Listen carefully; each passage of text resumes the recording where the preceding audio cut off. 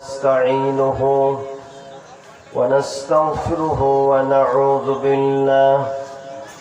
ونعوذ بالله من شرور أنفسنا ومن سيئات أعمالنا. من يهد الله فلا مضل له ومن يضلل فلا هادي له. ونشهد أن لا إله إلا الله وحده لا شريك له. ونشهد أن سيدنا وحبيبنا ومولانا محمدا عبده ورسوله الذي أرسله بالحق بشيرا ونذيرا وداعيا إلى الله بإذنه وسراجا منيرا. فقد قال الله تعالى في كلامه المجيد وفرقانه الحميد: أعوذ بالله من الشيطان الرجيم. بسم الله الرحمن الرحيم. إن الله وملائكته يصلون على النبي يا أيها الذين آمنوا صلوا عليه وسلموا تسليما. اللهم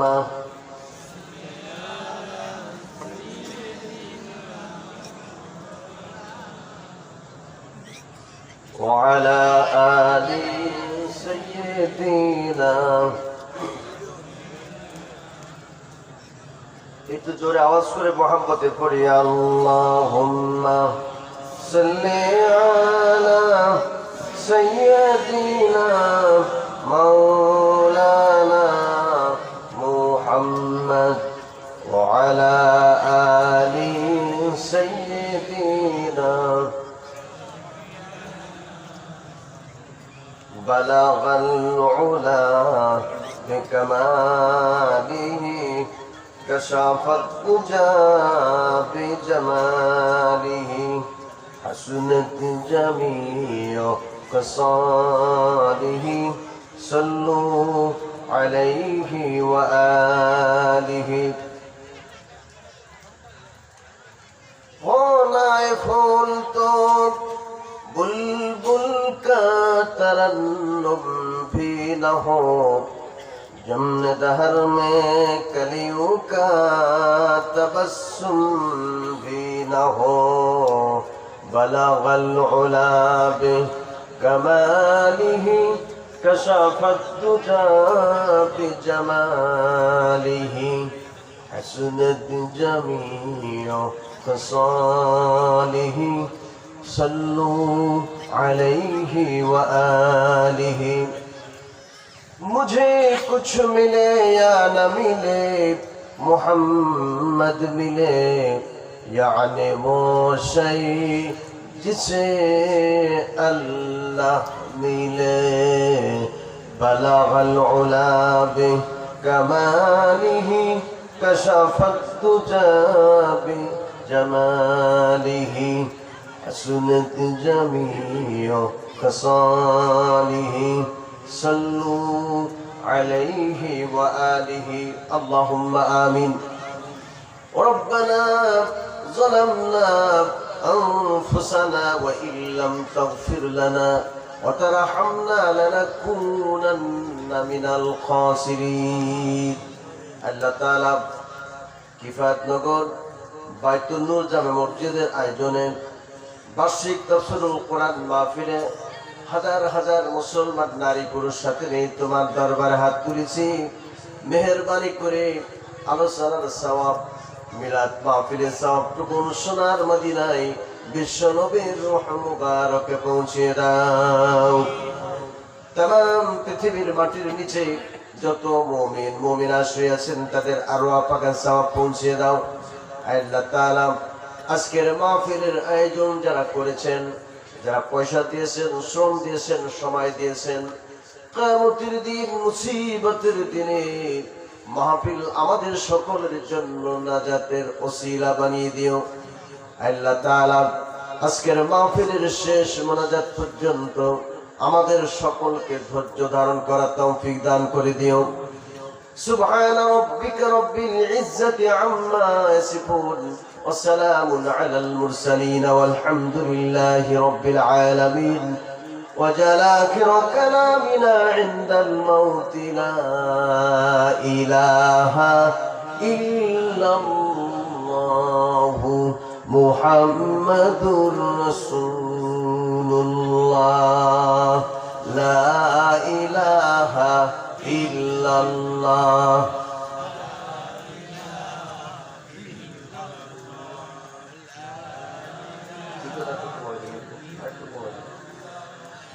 لا إله إلا الله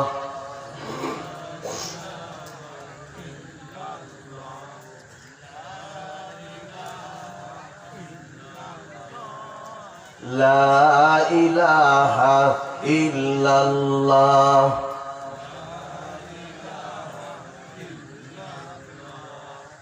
لا إله إلا الله মুহাম্মাদুর রাসূলুল্লাহ সাল্লাল্লাহু আলাইহি ওয়াসাল্লাম।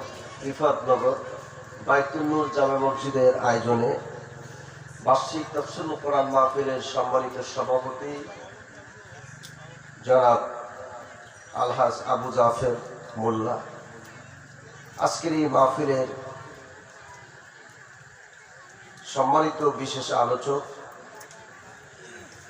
অধ্যক্ষ আল নাজাত মডেল মাদ্রাসা ঝিনাইদহ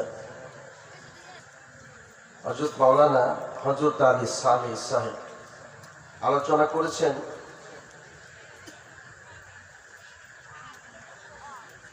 হাফেজ মাওলানা সাইফুল ইসলাম সাহেব আজকের এই মাহফিলের আয়োজকবৃন্দ, আজকের এই মাহফিলের প্রধান আকর্ষণ রংধনু শিল্পী গোষ্ঠী বসুন্ধিয়া। আজকের এই কোরআন কারীমের মাহফিলে এই বৃষ্টি ভেজা রাত্রে সামিয়ানা নিচে উপবিষ্ট সংগ্রামী তৌহিদি জনতা, পর্দার আড়ালে অবস্থানরতা মা এবং বোনেরা, সকলের কাছে আন্তরিক সালাম ও শুভেচ্ছা নিবেদন করছি। আসসালামু আলাইকুম ওয়া রাহমাতুল্লাহি তাআলা ওয়া বারাকাতুহু। মহান আল্লাহ পাকের দরবারে লাখো কোটি শুকর গুজার করছি, যিনি আপনাকে আমাকে একটি উন্মুক্ত পরিবেশে আল্লাহ পাকের কোরআন শুনতে আসার সুযোগ করে দিয়েছেন। সেই মনিবের দরবারে প্রাণ খুলে প্রশংসা আদায় করছি, সকলে পড়ছি আলহামদুলিল্লাহ। অতঃপর লাখো কোটি দুরূদ ও সালাম সেই নবীর উপরে, যিনি ছিলেন নির্যাতিত, নিগৃহীত, নিষ্পেষিত মানবতার একমাত্র বন্ধু।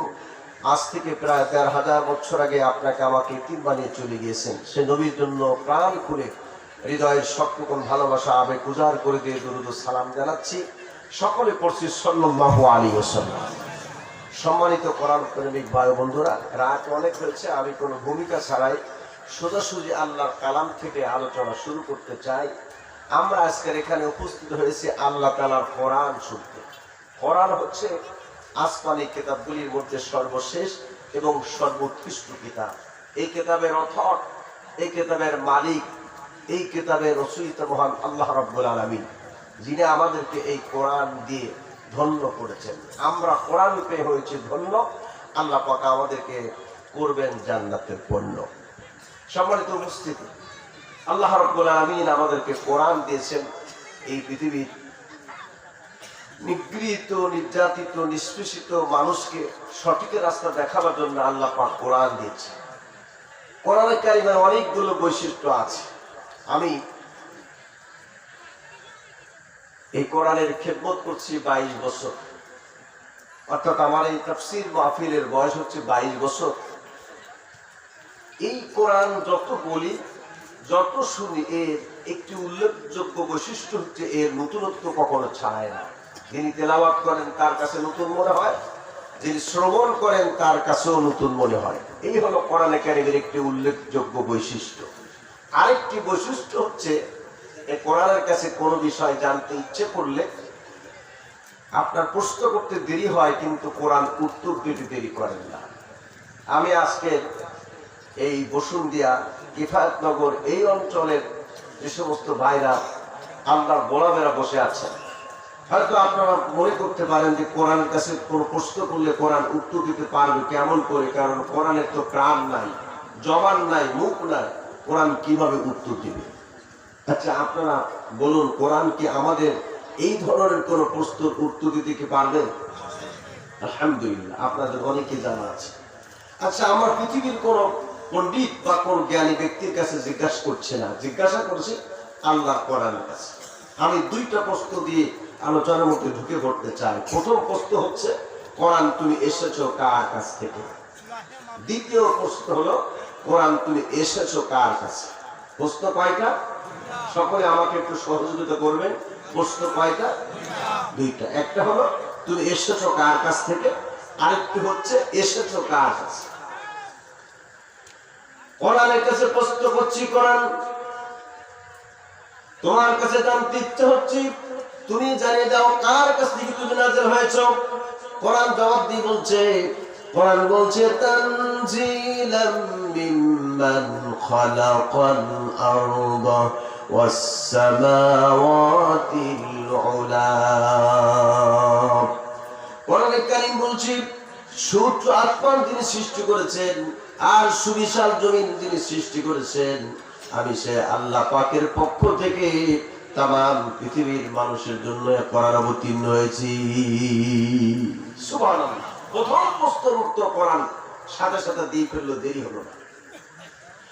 দ্বিতীয় প্রশ্ন হচ্ছে, কোরআন আমার জানতে ইচ্ছে হচ্ছে তুমি কার কাছে নাযিল হয়েছো। কোরআন জবাব দিয়ে বলছে, ওয়া আমিনু বিমা নুজিলা আলা মুহাম্মাদ ওয়া হুয়াল হাক্কু মির রাব্বিহিম। ঈমান আনো সেই জিনিসের উপরে যা মুহাম্মদ সাল্লাল্লাহু আলাইহি ওয়াসাল্লামের প্রতি অবতীর্ণ হয়েছে। সুবহানাল্লাহ বলবেন না? কোরআন আমার প্রশ্নের উত্তর সুন্দর করে দিয়ে ফেললো। এখন আমার জানতে ইচ্ছে করছে, কোরআন বুঝলাম তুমি আল্লাহর পক্ষ থেকে নাযিল হয়েছো, রাসূলের কাছে অবতীর্ণ হয়েছো, এই পৃথিবীতে তোমার নাযিলের উদ্দেশ্যটা কি? কোরআনে কারীম তাও সুন্দর করে জানিয়ে দিচ্ছে। কোরআন বলছে, আলিফ লাম রা কিতাবুন আনজালনাহু ইলাইকা লিতুখরিজান নাসা মিনাজ যুলুমাতি ইলান নূর। কিতাবুন আনজালনাহু ইলাইকা, হে নবী আমি আপনার কাছে একখানা কিতাব অবতীর্ণ করেছি। যে কিতাবের কথা আল্লাহ পাক বলছেন, জবান খুলে বলুন তো সেই কিতাবের নাম কি? একটু আস্তে আওয়াজ করে বলুন, কিতাবের নাম কি? আল কোরআন। এমন কিতাব আল্লাহ পাক দিয়েছেন, আল্লাহ বলেন, কিতাবুন আনজালনাহু ইলাইকা লিতুখরিজান নাসা মিনাজ যুলুমাতি ইলান নূর। হে নবী আমি আপনার কাছে কিতাব অবতীর্ণ করেছি, আপনার দায়িত্ব হলো অন্ধকারে নিমজ্জিত শত সহস্র লক্ষ কোটি মানুষকে আপনি অন্ধকার থেকে আলোর দিকে টেনে বের করে নিয়ে আসবেন। সেজন্য আমি এই কোরআন অবতীর্ণ করেছি। তাহলে কোরআনের দায়িত্ব হচ্ছে অন্ধকার থেকে মানব জাতিকে আলোর দিকে টেনে বের করে নিয়ে আসবে। সেই অন্ধকার কি? সেই অন্ধকার বোঝার জন্য কিন্তু আজকের এই তাফসীর মাহফিল। সেই অন্ধকার হলো এই পৃথিবীতে মানুষের তৈরি করা যত আইন কানুন আছে, আল্লাহর হুকুম বাদ দিয়া মানুষের তৈরি করা যত হুকুম আইন কানুন আছে, সেগুলিকে আল্লাহ পাক অন্ধকার বলে আখ্যায়িত করেছেন। আমার কিফায়তনগরের ভাইরা একটুখানি জবাব দেন। আমাদের কিফায়তনগর বসুন্ধিয়া থেকে শুরু করে এই যশোর থেকে শুরু করে জাতীয় সংসদ পর্যন্ত বর্তমান সব জায়গা আলো না অন্ধকার? না, বোঝেন না মনে হয়। আমার ভাইরা, আল্লাহর হুকুম বাদ দিয়া এই পৃথিবীতে মানুষ নিজের সংসার চালাবার জন্য পরিবার চালাবার জন্য, নিজের সমাজ চালাবার জন্য, নিজের রাষ্ট্র চালাবার জন্য যত আইন কানুন পদ্ধতি তৈরি করেছে আল্লাহ পাক সেগুলিকে অন্ধকার বলে আখ্যায়িত করেছেন। তাহলে এখন জবাব দেন, এই কিপাটনগর রান্নাঘর থেকে শুরু করে জাতীয় সংসদ পর্যন্ত বর্তমান সব জায়গা আলো না অন্ধকার? আমার ভাইরা, এই অন্ধকারের মধ্যে আমরা নিমজ্জিত আছি। অন্ধকারের ভিতর নিমজ্জিত থেকে আমরা আল্লাহকে পাবো না। আমার খুলনা দুজন লোক আছে, একজনের নাম হলো জব্বার, আরেকজনের নাম হলো গফফার। জব্বার প্রতিদিন 3 কেজি থেকে 3.5 কেজি চাউলের ভাত খায়, তার ওজন পারে না, মোটাও হয় না। গফফার প্রতিদিন 250 গ্রাম থেকে 350 গ্রাম চাউলের ভাত খায়। বর্তমান তার ওজন বাড়তে বাড়তে ওজন হয়েছে 5 মণ। যে খায় তার ওজন বাড়ে না, যে খায় না তার ওজন বাড়ে, তা যেমন সম্ভব নয়। সৃষ্টি করেছেন একজন, আইন চলবে আরেকজনের, এটাও তেমন সম্ভব নাই। আমার ভাইরা একটু জবান করে বলুন, আমাদের সৃষ্টি করেছেন কে? লা ইলাহা ইল্লাল্লাহ, লা ইলাহা ইল্লাল্লাহ মুহাম্মাদুর রাসূলুল্লাহ। আমি আপনাদের কাছে প্রশ্ন করছিলাম, বলুন তো এই জমিনের মালিক কে? আরো করে বলতে হবে, জমিনের মালিক কে? আসমানের মালিক কে? হায়াতের মালিক কে? মৌতের মালিক কে? আপনাকে আমাকে সৃষ্টি করেছেন কে? তাহলে এক কথায় বলবেন, সৃষ্টি করেছেন তিনি, আইন চলবে আরেকজনের, তা তো হইতে পারে না। আলা লাহুল খালকু ওয়াল আমর, সৃষ্টি করেছেন তিনি, আইন চলবে একমাত্র সেই আল্লাহ পাকের।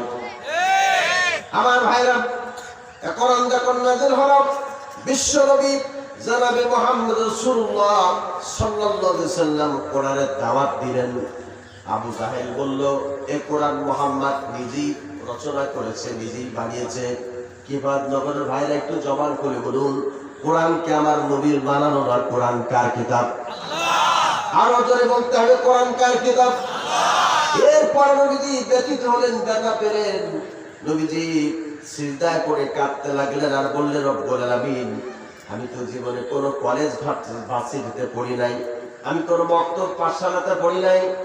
লোকেরা আমাকে মিথ্যা বানিয়েছে, আমাকে মিথ্যা সাব্যস্ত করেছে, আমি নাকি কোরআন নিজেই রচনা করেছি।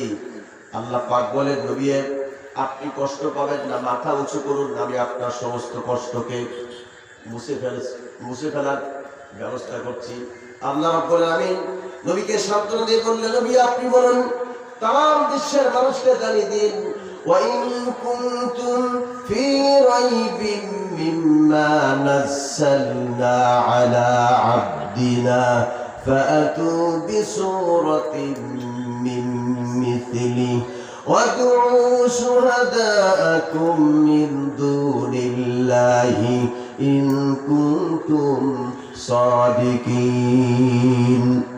আল্লাহ পাক বলেন, আমি আমার বান্দার প্রতি কিতাব নাযিল করেছি, এই কিতাবের মধ্যে কোনো সন্দেহ আছে এটা যদি তোমাদের মনে হয়, তাহলে ফাতু বিসূরাতিন মিন মিসলি, কোরআনে কারীমের ছোট্ট একটি সূরার মধ্যে কোনো সূরা তোমরা বানিয়ে নিয়ে আসো। আমার ভাইরা, সেই যুগে আরবিতে যারা পণ্ডিত্য অর্জন করেছিল, তারা এই কোরআনে কারীমের ছোট্ট একটা সূরা বানাতে পারে নাই। বর্তমান 2024 সালের এই 11তম মাসের শেষ সপ্তাহ চলছে, মানে আগামীকাল শেষ দিন হয়ে যাবে। আজ পর্যন্ত কোরআনে কারীমের একটি সূরা তো দূরের কথা, একটি শব্দ কেউ বানাতে পারে নাই। কিয়ামত পর্যন্ত হায়াত পাইলেও আল্লাহর কোরআনের একটা শব্দ কেউ বানাতে পারবে না। পারবে? আমার ভাইরা, এবার আসুন আমি আপনাদের সামনে, যেহেতু তাফসীরুল কোরআন মাহফিল, তাফসীর যিনি করবেন তার মধ্যে প্রাথমিক 5টি জ্ঞান থাকা লাগবে। কয়টি? কথা হবে না, আমার মনে হয় বুঝতে পারছেন না আমার কথা। যিনি তাফসীর করবেন তার মধ্যে প্রাথমিক 5টি গুণাবলী থাকা লাগবে। প্রথম নম্বর গুণাবলী হলো, যিনি তাফসীর করবেন তার মধ্যে কোরআনে কারীমের সহিহ তিলাওয়াত থাকতে হবে। আল্লাহ পাক এই সহিহ তিলাওয়াত সম্পর্কে ঘোষণা করেছেন, ওয়ারাত্তিলিল কুরআনা তারতিলা। হে নবী, আপনি তারতিল সহকারে সহি শুদ্ধভাবে কোরআন কারীম তেলাওয়াত করুন। 2 নম্বর, যে আয়াত তেলাওয়াত করা হয়েছে তার সরল তর্জমা বলতে হবে। কিন্তু আমাদের দেশের নিয়ম হলো, আমরা যাদেরকে তাফসীর কারক হিসেবে সিলেক্ট করি, যাদেরকে তাফসীর করতে নিয়ে আসি, তারা তেলাওয়াত করে এক সূরা আর তাফসীর করে গিয়ে আরেক জায়গায়। এক বক্তা এইভাবে কোরআনের তাফসীর করতে গিয়ে সে বলছে, কুল হুয়াল্লাহু আহাদ আল্লাহুস সামাদ লাম ইয়ালিদ ওয়া লাম ইউলাদ ওয়া লাম ইয়াকুল লাহু কুফুয়ান আহাদ। তিলাওয়াত করছে সূরা ইখলাস। এবার সূরা ইখলাসের সরল তর্জমা করতে গিয়ে বলল, কুল হুয়াল্লাহু আহাদ, বলুন আমার আল্লাহ এক এবং অদ্বিতীয়। তর্জমা সম্পূর্ণ ঠিক আছে। এবার বললাম আমি এই সূরার তাফসীর করতে চাই। তাফসীর করতে গিয়ে তিনি বললেন, আল্লাহ পাক এই পৃথিবীতে একজন নবী পাঠিয়েছিলেন, তার নাম হলো মুহাম্মদ সাল্লাল্লাহু আলাইহি ওয়াসাল্লাম। আল্লাহ পাক তাকে 4টা কন্যা সন্তান দিয়েছিলেন। প্রথম কন্যার নাম রুকায়া, দ্বিতীয় কন্যার নাম জয়নাব, তৃতীয় কন্যার নাম কুলসুম, চতুর্থ কন্যার নাম ফাতিমা। এই ফাতিমার গর্ভে আল্লাহ পাক 2টা পুত্র সন্তান দান করেছিলেন। একটি পুত্র সন্তানের নাম ইমাম হাসান, আরেকটি পুত্র সন্তানের নাম ইমাম হুসাইন। ইমাম হুসাইন নির্মম ভাবে কারবালার ময়দানে শহীদ হলো। আমি এখন কারবালার ময়দানের ইতিহাস আপনাদের সামনে তুলে ধরবো। হয়তো আমার কথা আপনারা বুঝতে পারেন নাই, তেলাওয়াত করলেন সূরা ইখলাস আর তাফসীর করতে গিয়ে কারবালার ময়দানে। আমার মুসলমান ভাইরা, এই কারণে বাংলাদেশের মানুষ তাফসীর কি জিনিস, এই জিনিসটা কিন্তু আগে ছিল না। আগে ছিল ওয়াজ মাহফিল, আগে ছিল জোয়ার মাহফিল, আগে ছিল ইসলামের সব মাহফিল। এই দেশে সর্বপ্রথম যিনি কোরআনের তাফসীর মাহফিল নামটি প্রচলন করেছেন, তিনি হলেন তামাম পৃথিবীর কোরআনের পাখি বলে পরিচিত, তিনি হলেন আল্লামা দেলোয়ার হোসেন সাইদী। সর্বপ্রথম তিনি এই তাফসীর মাহফিল শুরু করেছিলেন এই বাংলার ভূখণ্ড থেকে। আমার মুসলমান ভাইরা, এবার আসুন আমি আপনাদের সামনে কোরআনে কারীমের একটি আয়াতের এক অংশ আরেকটি আয়াতের পূর্ণাঙ্গ অংশ দিয়ে আলোচনা করতে চাই। রাত গভীর হয়েছে, আমি আর লম্বা করে বলতে চাই না, খাটো করে বলতে চাই। আল্লাহ পাক প্রথমে বলেছেন, ওয়ালা তামশি ফিল আরদি মারহা, তোমরা দম্ভ ভরে দাম্ভিকতার সঙ্গে জমিনে বিচরণ করো না। কার কথা? জোরে বলুন, কার কথা? 2 নম্বরে, বিশ্বনবী জনাবে মুহাম্মদ রাসূলুল্লাহ সাল্লাল্লাহু আলাইহি ওয়াসাল্লামের প্রতি আল্লাহ কোরআন নাযিল করেছেন। আমি যখন আপনাদের সামনে কোরআনে কারীম তেলাওয়াত করছি, আল্লাহ নবী ওই দিন সাহাবায়ে কেরামদের সামনে কোরআনের তালিম দিচ্ছিলেন। সাহাবায়ে কেরাম নবীদের সামনে বসা, একদম সাহাবী উঠে দাঁড়িয়ে বললেন, ইয়া রাসূলুল্লাহ, ইয়া হাবিবাল্লাহ, আপনি আমাদেরকে এমন একটি গল্প কোরআন থেকে শোনাবেন যে গল্প শুনে আমাদের ঈমানের গতি আরো আগের থেকে বৃদ্ধি পায়। নবী করিম সাল্লাল্লাহু আলাইহি ওয়াসাল্লাম বললেন, আমি তোমাদের সামনে কোরআন থেকে এমন একটি গল্প বলবো যে গল্প শুনে তোমাদের মরা দিল জিন্দা হয়ে যায়। এমন একটি গল্প আমি তোমাদের সামনে উপস্থাপন করতে চাই। সাহাবায়ে কেরাম কান দুটো খাড়া করে দিলেন আর চক্ষু বিশ্ব নবীর চেহারার দিকে দিলেন। আল্লাহ পাক নবীর মধ্যে এমন আকর্ষক চেহারা দিয়েছিলেন, নবীদের চেহারার দিকে তাকালে পরে 3 দিন 5 দিনের ক্ষুধা আর তৃষ্ণা সঙ্গে সঙ্গে দূর হয়ে যেত। নবীদের চেহারার দিকে তাকালে পরে মানুষের আর কিশোরের কথাগুলি যেন ভুলে যেত। আল্লাহ নবী বললেন, সাহাবারা শোনো, আমি আজকে তোমাদের সামনে একটা আয়াত তেলাওয়াত করব, তেলাওয়াত করে সেই আয়াতের ব্যাখ্যা শোনাবো। আল্লাহ পাক নবীকে এই কোরআনের ব্যাখ্যা শিখিয়েছেন। এই কোরআনের ব্যাখ্যা পৃথিবীর কোনো মানুষ বলে দিকে শেষ করতে পারবে না, এই চ্যালেঞ্জ আল্লাহ পাক আগেই করেছেন। আল্লাহ পাক বলেন, কুল লাউ কানাল বাহরু মিদাদান লিকালিমাতি রাব্বি لنفد البحر قبل أن تنفد كلمات ربي ولو جئنا بمثله مددا এদিকে আপনি বলুন আমার রবের কালামের ব্যাখ্যা লেখার জন্য तमाम পৃথিবীতে যত সাগর সমুদ্র পানি আছে এগুলো যদি কালিতে পরিণত হয় আর तमाम পৃথিবীতে যত গাছ আছে গাছগুলো যদি কলমে পরিণত হয় আর পৃথিবীর কোন পণ্ডিত যদি এই সাগর সমুদ্র পানি নামক কালি দিয়ে আর এই গাছের নামক কলম দিয়ে যদি আমার রবের কালামের ব্যাখ্যা লিখতে শুরু করে দেয় গাছ নামক কলম ফুরিয়ে যাবে সাগরের পানি নামক কালি ফুরিয়ে যাবে কিন্তু আমার রবের কালামের ব্যাখ্যা লিখে কেউ শেষ করতে পারবে না আমার ভাইরা আল্লাহ নবী বিশ্ব নবী সাহাবায়ে কেরামদের সামনে বললেন সাহাবারা শোনো এখন আমি তোমাদের সামনে এক নবী আরেক নবীর ছেলে এই দুই নবীর সম্পর্কে আমি কোরআন থেকে কিচ্ছা বলবো আমার ভাইরা আমার বাংলাদেশে অনেক বক্তা কেউ বলে সাপের কিচ্ছা কেউ বলে ঘুঘু পাখির কিচ্ছা কেউ বলে ঈগল পাখির কিচ্ছা যা কোরআনের সঙ্গে কোনো সম্পর্ক নাই নিজেরা বানিয়ে বানিয়ে পুটি বই দেখিয়ে তারা মানুষকে বুঝায় আর মানুষের হা করে বসে থাকে মানুষের মনে করে বাবা হুজুর কি ওয়াজ দিয়ে গেছে সারা রাত ধরে শুনতাম আমরা একবার উঠতাম না কিন্তু যা বলেছে সব মিথ্যা কিচ্ছা আল্লাহ রাব্বুল আলামিন এই কোরআনের মধ্যে 1000 কিচ্ছা তিনি বলেছেন যা শুনে মানুষের মরা দিল জিন্দা হয়ে যায় সুবহানাল্লাহ বিশ্বনবী জনাবে মুহাম্মদ রাসূলুল্লাহ সাল্লাল্লাহু আলাইহি সাল্লাম বলেন ও সাহাবায়ে কেরাম শোনো আমি তোমাদেরকে শোনাবো এই কিচ্ছা একজন নবী আর সেই নবীর সন্তান সম্পর্কে وَلَقَدْ آتَيْنَا دَاوُودَ وَسُلَيْمَانَ عِلْمًا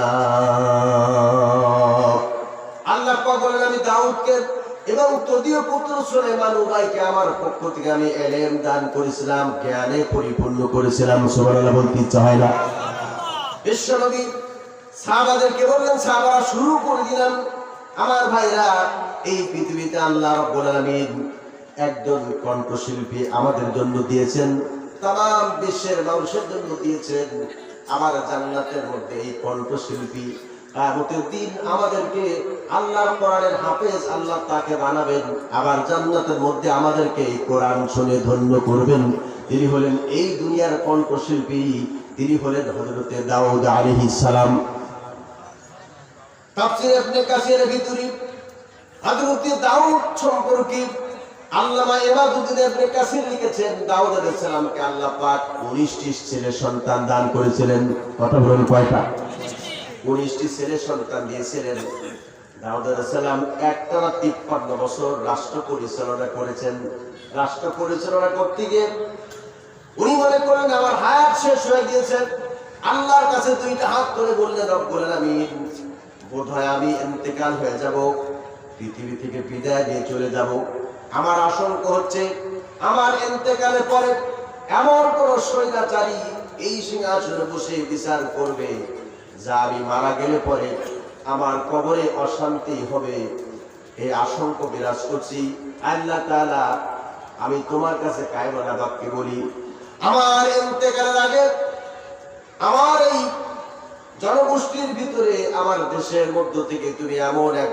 লোককে এই মানুষের জন্য নেতা নির্বাচন করে দাও যিনি আমার ইন্তেকালের পরে আমার ইসলাম বিশুদ্ধ হয়ে গোটা জাতিকে জন্য ন্যায় এবং ইনসাফ প্রতিষ্ঠা উপহার দিতে পারে আল্লাহ রাব্বুল আলামিন দাউদকে বললেন দাউদ আমি তোমাকে 19টা ছেলে সন্তান দান করেছি এই ছেলেদেরকে কাটার বন্দী করে দাঁড় করিয়ে দাও দাউদ আলাইহিস সালাম 19টি ছেলেকে কাটার বন্দী করে দাঁড় করে দিলেন দাঁড় করে দেওয়ার পরে আল্লাহ পাক আসমান থেকে জিবরাইলের মাধ্যমে একটা বাক্স পাঠিয়ে দিলেন আর বাক্সখানা পাঠাবার পরে আল্লাহ পাক এই বাক্সখানা জিবরাইলকে বললেন জিবরাইল দাউদের কাছে হস্তান্তর করো আর আমার পয়গম্বর দাউদকে বলো তার বড় ছেলে থেকে শুরু করে ছোট ছেলে পর্যন্ত সবার কাছে এই বাক্সখানা যাবে যে ছেলে বাক্সর ঢাকনা উঁচু করার আগে বলতে পারবে এই বাক্সের মধ্যে আমি আল্লাহ তাআলা কি জিনিস দিয়েছি। আমি দাউদের সন্তানের ভিতর থেকে ওই সন্তানকে পয়গম্বর বানাবো যে বাক্স না করে বলতে পারবে বাক্সের মধ্যে কি আছে। এবং দাউদ নবী যখন ইন্তেকাল হবে তখন দাউদ নবীর ইন্তেকালের পরে ওই সন্তানকে তার ইস্তালাভিষিক্ত বানায়া এ দেশ এবং জাতের খেদমতের জন্য আমি আল্লাহ পাক তারে ওই দেশের প্রধান মন্ত্রীর পদ দান করব। আমার মুসলমান ভাইরা, দাউদ আলাইহিস সালামের হাতে বাক্স হাজির। বুঝতে পারছেন না কথা? না আমি আর বাংলায় বলি। হ্যাঁ আমার মুসলমান ভাইরা, দাউদ নবীর কাছে বাক্স এসে গেল।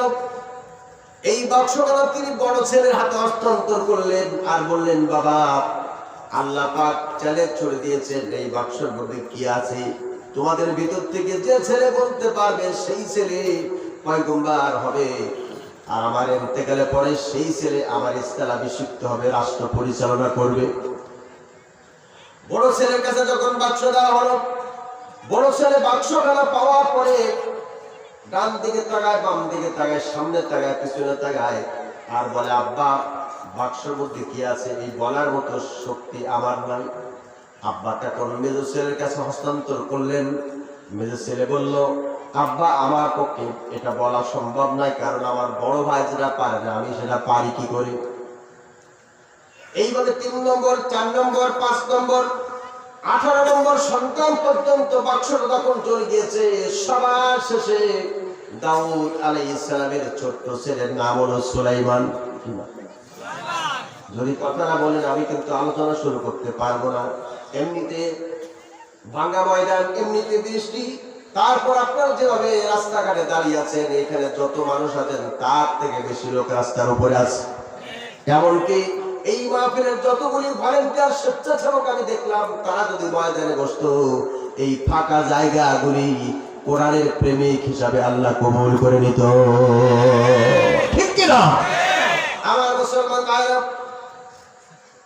সবার শেষে আল্লাহর পয়গম্বর দাউদ নবীর সর্বকনিষ্ঠ ছেলে সুলাইমান, তার হাতে যখন বাক্সখানা গিয়েছে, দাউদ নবী তাকায় দেখলেন বাক্সটা যাওয়ার সঙ্গে সঙ্গে ছেলের চেহারা পরিবর্তন হয়ে গেছে।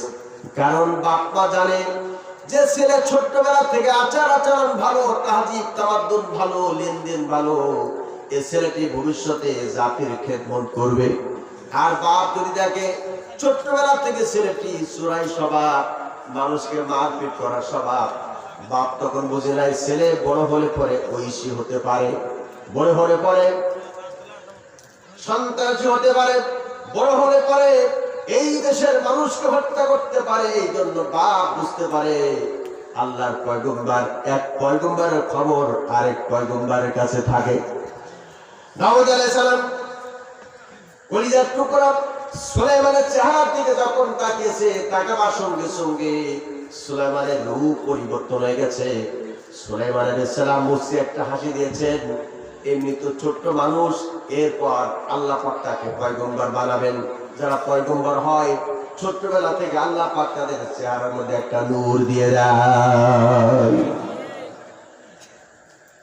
দাউদ আলাইহিস সালাম বললেন, বাবা তোমার 18টা ভাই কেউ পারলো না বাক্সের মধ্যে কি আছে, তুমি কি বেটা বলতে পারবে বাক্সের মধ্যে কি আছে? দাউদ আলাইহিস সালাম বলে, আব্বা এই সন্তানের দিকে তাকায়। ছোট্ট বাচ্চা সুলাইমান বলে, আব্বা এই বাক্সের মধ্যে আল্লাহ পাক 3টা জিনিস আপনার জন্য উপহার দিয়েছেন। আব্বা বলল, তুমি আর বাক্স খুললেই না কি করে বললে? সুলাইমান বলেন, আব্বা গো কিভাবে বলেছি তা আমি বলতে পারি না, তবে আব্বা যখন আপনি আমার হাতে বাক্সটা দিয়েছেন তখন আমি চক্ষু বন্ধ করে আমার রব পেটে গেছিলাম। তুমি যাকে সম্মান দাও পৃথিবীর মানুষ তাকে অপমান করতে পারে না। আল্লাহ তাআলা তুমি যাকে ইজ্জত দাও পৃথিবীর মানুষ তাকে বেইজ্জত করতে পারে না। তুমি যাকে ক্ষমতা দাও পৃথিবীর মানুষ তাকে তার কাছ থেকে ক্ষমতা কেড়ে নিতে পারে না। আর যার কাছ থেকে ক্ষমতা কেড়ে নাও তাকে কেউ ক্ষমতার মস্তানে টিকায় রাখতে পারে না।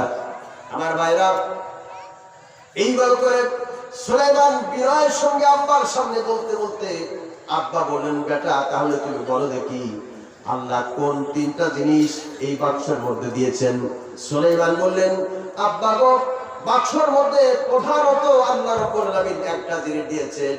এই জিনিসটা পড়ার সঙ্গে সঙ্গে আপনার ক্ষমতা আরো 32 বছর বেড়ে যাবে, তার মানে আপনার হায়াত আরো 32 বছর বেড়ে যাবে। আল্লাহর পয়গম্বর দাউদ বললেন, বাবা কি সে জিনিস আল্লাহ পাক দিয়েছেন? সুলাইমান বলেন, আব্বা গো, বাক্সের মধ্যে আল্লাহ রাব্বুল আলামিন আসমান থেকে জান্নাতের ভিতর থেকে এক ফুট পাথর সমৃদ্ধ একটি আংটি আপনার জন্য দিয়েছেন। আংটি গানা পড়ার সঙ্গে আপনার ক্ষমতা 53 বছর থেকে আরো 32 বছর আল্লাহ পাক বাড়িয়ে দিবেন। দাউদ বলেন, আমি তোমার কথা বিশ্বাস করি না। সুলাইমান বলেন, আব্বা গো, ছোট্টবেলা থেকে আমার মিথ্যা কথা বলার কোনো অভ্যাস নাই, কারণ আমি একজন পয়গম্বরের ছেলে, আমি কখনো মিথ্যা কথা বলি না। দাউদ নবী বললেন, বাবা তাহলে তুই আমার কাছে আসো। কাছে আসার সঙ্গে আব্বা বলল, নিজ হাতে বাক্সর উপরে ঢাকনাটা উল্টাও। ঢাকনাটা উল্টালেন। উল্টানোর সঙ্গে সঙ্গে দাউদ নবী দেখতে পেলেন বাক্সের মধ্যে একটা এক ফুট পাথর সম্মিলিত একটা জান্নাতি আংটি ঝিকিমিকি ঝিকিমিকি করছে, যেন সূর্যের আলো পড়ে আরো বেশি চাকচিক্য হয়ে গেছে। আল্লাহর পয়গম্বর দাউদ আংটিখানা হাতে পড়লেন। পড়ার সঙ্গে সঙ্গে আল্লাহ পাক বলেন, দাউদ রে, এই আংটিখানা আগে আল্লাহ তোমাকে ক্ষমতার জন্য আমার পক্ষ থেকে দান করেছি। আমার মুসলমান ভাইরা, এইভাবে করে হযরত দাউদ নবী দীর্ঘদিন ধরে আল্লাহর হুকুম মোতাবেক আংটি পড়ার পরে তিনি ক্ষমতার মস্তক ধরে রাখলেন, মানুষকে শান্তি দিলেন, অভয় দিলেন, আর বললেন, আমি আল্লাহর পয়গম্বর, আরেক দিকে আমি বাদশা। আমার ইন্তেকালের পরে ছেলেদেরকে নসিহত করে বলে যাচ্ছে, ও বাবারা শোনো, তোমরা 19 ভাই কেউ যেন আংটি নিয়ে কামড়া কামড়ি করবে না, মারামারি করবে না। আমি মারা যাওয়ার পরে আমার ছোট ছেলে সুলাইমানকে আংটিটা আমি অ্যাডভান্স দান করে গেলাম। আমার ইন্তেকালের পরে কেউ যেন তার কাছে আংটি নেওয়ার জন্য জোর জবরদস্তি না করে, আমি তার অ্যাডভান্স আংটি দিয়ে গেলাম। আর আংটি পাওয়ার সঙ্গে আমার ইসলাম বিশুদ্ধ সুলাইমান হবে, তোমরা সবাই তার আনুগত্য করো। আমার মুসলমান ভাইরা, আমরা তো দুনিয়াতে দেখি বাবা হজে যাচ্ছে, যাওয়ার সময় বড় ছেলেকে ডেকেছে, মেজো ছেলেকে ডেকেছে, সেজো ছেলেকে ডেকেছে, ছোট ছেলেকে ডেকেছে, একটা মাত্র কন্যা তাকে পাশে রেখে বলল, বড় ছেলেকে বলল, গোসল দিয়া মরে ওই 3টা দোকান তোরা 3 ভাই দিবি। আর ছোট ছেলেকে বলল, বাড়ির উপরে যে ভিটে বাড়ি আছে এটা তুই অর্ধেক নিবি আর তোর মা অর্ধেক নিবে। মেয়েটি পাশে দাঁড়িয়ে বলল, আব্বা সবাইকে সব কিছু তুমি দিলা, আব্বা আমি তো তোমার সন্তান, আমাকে তুমি কিছুই দিলে না। আব্বা তখন মেয়েকে বলল, মা মাথা এগিয়ে নিয়ে আয়। মা তখন মেয়েটি মাথা এগিয়ে নিয়ে আসলো। আব্বা মাথার উপরে সুন্দর করে হাত ধরে বলল, আমি তোর জন্য দোয়া করে দিলাম। উনি হজ করতে যাচ্ছেন, নিজের কন্যাকে ফাঁকি দিয়ে হজ করতে যাচ্ছেন। আমার ভাইরা, আল্লাহ পাক বলেন, তুমি হাজি নামক পাজি, হজ করতে আসবে বটে, তোমার হজটা জিদ্দাসাগরের পারে থাকবে। এই হজটা জিদ্দাসাগর পার হবে না, কারণ আমি আল্লাহ তোমার ঈমান দেখে বিচার করি, আমি তোমার দাড়ি টুপি জুব্বা দেখে আমি আল্লাহ পাক বিচার করি না। দাউদ নবী বললেন, বাবারে, আমার ইন্তেকালের পরে কেউ যেন তোমাদের ছোট ভাই সুলাইমানের সঙ্গে বৈষম্য আচরণ করো না, কারণ তাকে আমি আব্বাস ক্ষমতা দিয়ে গেলাম। ইতিমধ্যে হযরত দাউদ আলাইহিস সালাম ইন্তেকাল হলেন। ইন্তেকাল হওয়ার পরে সুলাইমান পিতার ওসিয়ত অনুযায়ী তিনি ক্ষমতার মসনদে বসলেন। আংটি তার সম্বল, আংটি তার ক্ষমতা, যেখানে যান সেখানে তিনি আংটি তার জন্য একটি ক্ষমতার পাহাড় হয়ে দাঁড়ায়। সুলাইমান আলাইহিস সালামের যে সংসার ছিল, এত বিশাল বড় সিংহাসন ছিল, এই সিংহাসনে 6.5 লক্ষ আসন ছিল। এক একটা আসনে 22.5 পণ করে স্বর্ণ ছিল, তার মানে এক একটা চেয়ারে 22.5 পণ করে স্বর্ণ ছিল। আর আমরা যেমন কুয়াশা থেকে বাঁচার জন্য এই যুবক ভাইরা উপরে সামিয়ানা দিয়েছেন, স্টেজে বক্তাকে বক্তাতে যাতে কুয়াশা না ধরতে পারে এই জন্য স্টেজের উপরে নতুন করে সামিয়ানা দিয়েছেন। সুলাইমান আলাইহিস সালাম 6.5 লক্ষ কুরসি বিশিষ্ট আসন নিয়ে বিশাল সংসদ, বিশাল বড় সিংহাসনটা যখন তিনি অধিবেশন ডাকতেন তখন কোন সামিয়ানা থাকতো না। লক্ষ লক্ষ পাখিগুলি এক পাখি আরেক পাখির ডানার সঙ্গে ডানা মেলে সুলাইমান আলাইহিস সালামের সংসদখানা আলো থেকে, রোদের আলো থেকে আর বৃষ্টি থেকে তারা হেফাজত করে রেখে দিত।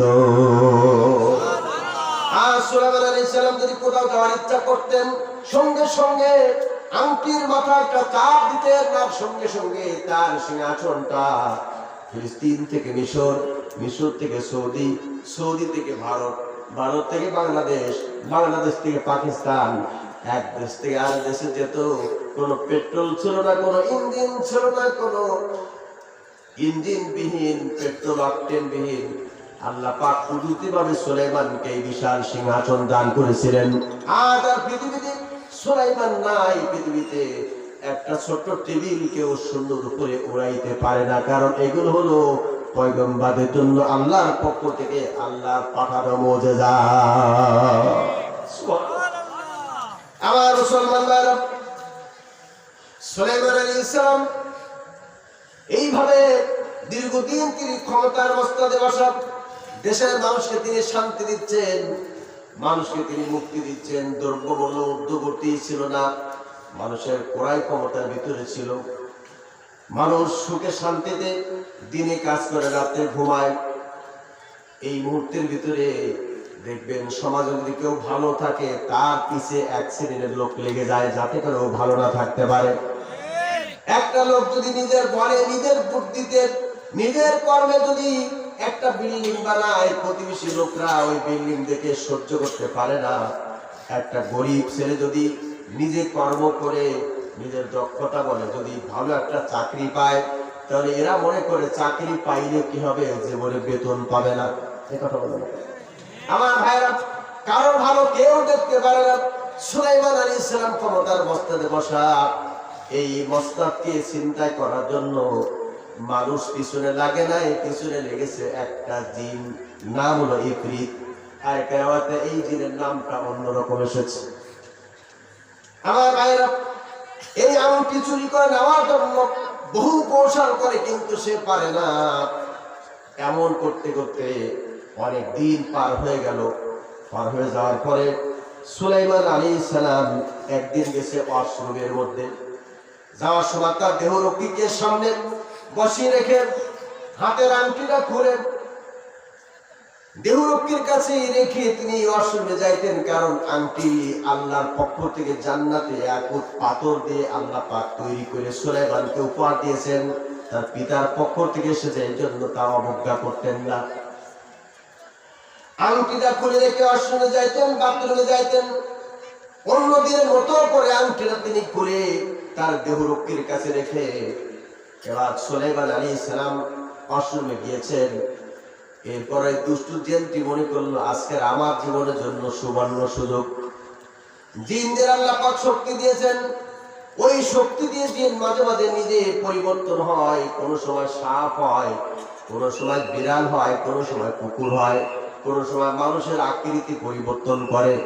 ওই দিনকের কথা, সুলাইমান আলাইহিস সালামের আকৃতি ধারণ করে যেমন সুলাইমানের দাড়ি ছিল, যেমন সুলাইমানের জুব্বা ছিল, যেমন সুলাইমানের জুতা ছিল, যেমন সুলাইমানের মাথায় পাগড়ি ছিল, অবিকাল সুলাইমানের মতো করে এসে দেহরক্ষীর কাছে এসে বলে আংটি দাও। দেহরক্ষী বলার সঙ্গে আংটি দিয়ে দিয়েছে। আংটিখানা যেই মাত্র হাতের মধ্যে পড়েছে, পড়ার সঙ্গে তার ক্ষমতা, আংটি মানে ক্ষমতা, আংটি পড়ার সঙ্গে সঙ্গে তার গাটা গরম হয়ে গিয়েছে। আংটিখানা নিয়া এবার সংসদে গিয়ে বসছে। বসার পরে জাতির উদ্দেশ্যে ভাষণ দিতে শুরু করেছে, আর বলেছে, ও জাতি, আমি তোমাদের জন্য, সকলের জন্য নির্বাচিত একটি নতুন মন্ত্রী এসেছি। এতদিন ধরে তোমরা যার পিছনে ঘুরতে এসেছিল ভুয়া, আমি তোমাদেরকে শান্তি দিব, আমি তোমাদেরকে জান মাল সব কিছু তোমাদের উপহার দিব, যা কিছু দরকার তা দিব, যা কিছু দরকার না তাও দিব। আমার ভাইরা, আমরা তো তাই দেখেছিলাম এই দেশে এমন একটি জগদ্দল পাথর আমাদের উপরে 16টি বছর চাপিয়েছিল।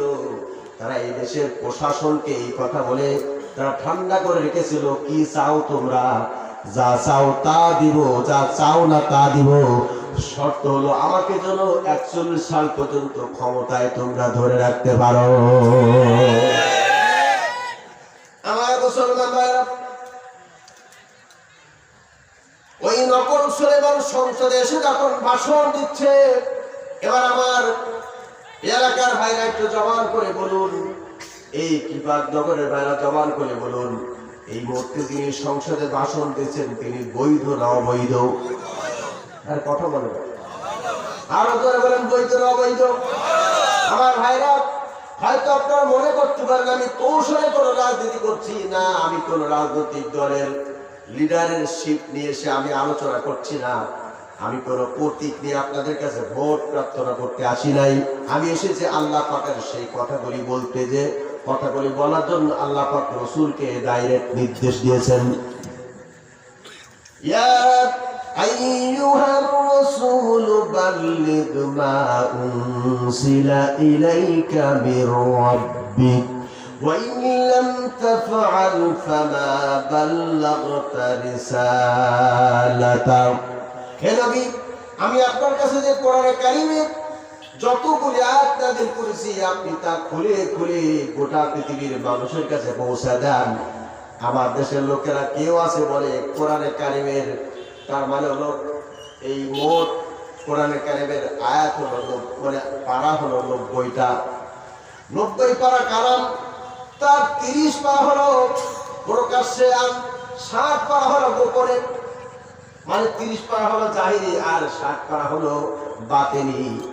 এই জাহিরি কালাম দিয়ে মানুষকে বোঝায়, বাতিনি কালাম নাকি আলাদা থাকে। আমার ভাইরা, কোরআনে কারিমে কোনো জায়গায় কোনো বাতিনি কালাম নাই, যা আছে সব জাহিরি কালাম, যা আছে সব প্রকাশ্যে আল্লাহ পাক বলতে বলেছেন। কেউ যদি কোন আয়াতকে গোপন করে, এটাকে যদি বিকৃত করে, গোপন করে, আল্লাহ পাক কিয়ামতের দিন তার জিহ্বা কেটে দিবেন, আর বলবেন, বক্তারে তুমি মানুষের পিটানি খাওয়ার ভয়তে হক কথা বলো নাই, বক্তা আসো, আজকে তোমার আমি তক্তা বানাবো। এই কথা বলেন না কেন? আমার ভাইরা, কাজেই কোরআনে কারিমে কোনো কথা গোপন নয়, সব আছে ওপেন, ঠিক না? আমার মুসলমান ভাইরা, এবার আমি জানতে চাই, বলুন তো কোরআনে কারিমের মধ্যে কোন রাজনীতির ব্যাপার স্যাপার আছে নাকি? আরো জোরে করে আছে নাকি? আল্লাহ নিজেই বলছেন, وَنَزَّلْنَا عَلَيْكَ الْكِتَابَ تِبْيَانًا لِكُلِّ شَيْءٍ وَهُدًى وَرَحْمَةً وَبُشْرَى لِلْمُسْلِمِينَ। শুধু রাজনীতি কেন, অর্থনীতি কেন, সমাজনীতি কেন, পৌরনীতি কেন, শিক্ষানীতি কেন, বন্টন নীতি কেন, সমস্ত নীতি মারার নীতি গ্রন্থের নাম হচ্ছে আল কোরআন। আরো জোরে বলেন, ঠিক কিনা? সুতরাং আমাদের জীবনের শ্রেষ্ঠ স্লোগান হচ্ছে, কোরআন আছে যেখানে আমরা আছি সেখানে, কোরআন নাই যেখানে আমরা নাই সেখানে। সুতরাং যতক্ষণ পর্যন্ত আমাদের জীবনটাকে কোরআনের ছাঁচে আমরা সংগঠিত করতে না পারছি, ততক্ষণ পর্যন্ত এদেশে শান্তি আসা সম্ভব নয়। শান্তি যদি পেতে চাই, আমরা 53 বছর ধরে আল্লাহর কোরআন ঘরে ঘরে জ্বালিয়েছি, শান্তির মুখ আমরা দেখতে পাই নাই। শান্তির মুখ যদি দেখতে পাই, কোরআন চালাতে হবে জাতীয় সংসদে। আরো জোরে বলেন, ঠিক কি ঠিক না? সুতরাং আগামীর সংসদ আল কোরআনের সংসদ, আগামীর সংসদ আলেম ওলামাদের সংসদ, আগামী সংসদ ইসলামের সংসদ। কারা কারা চাই, তুই হাত উঁচু করে দেখাই।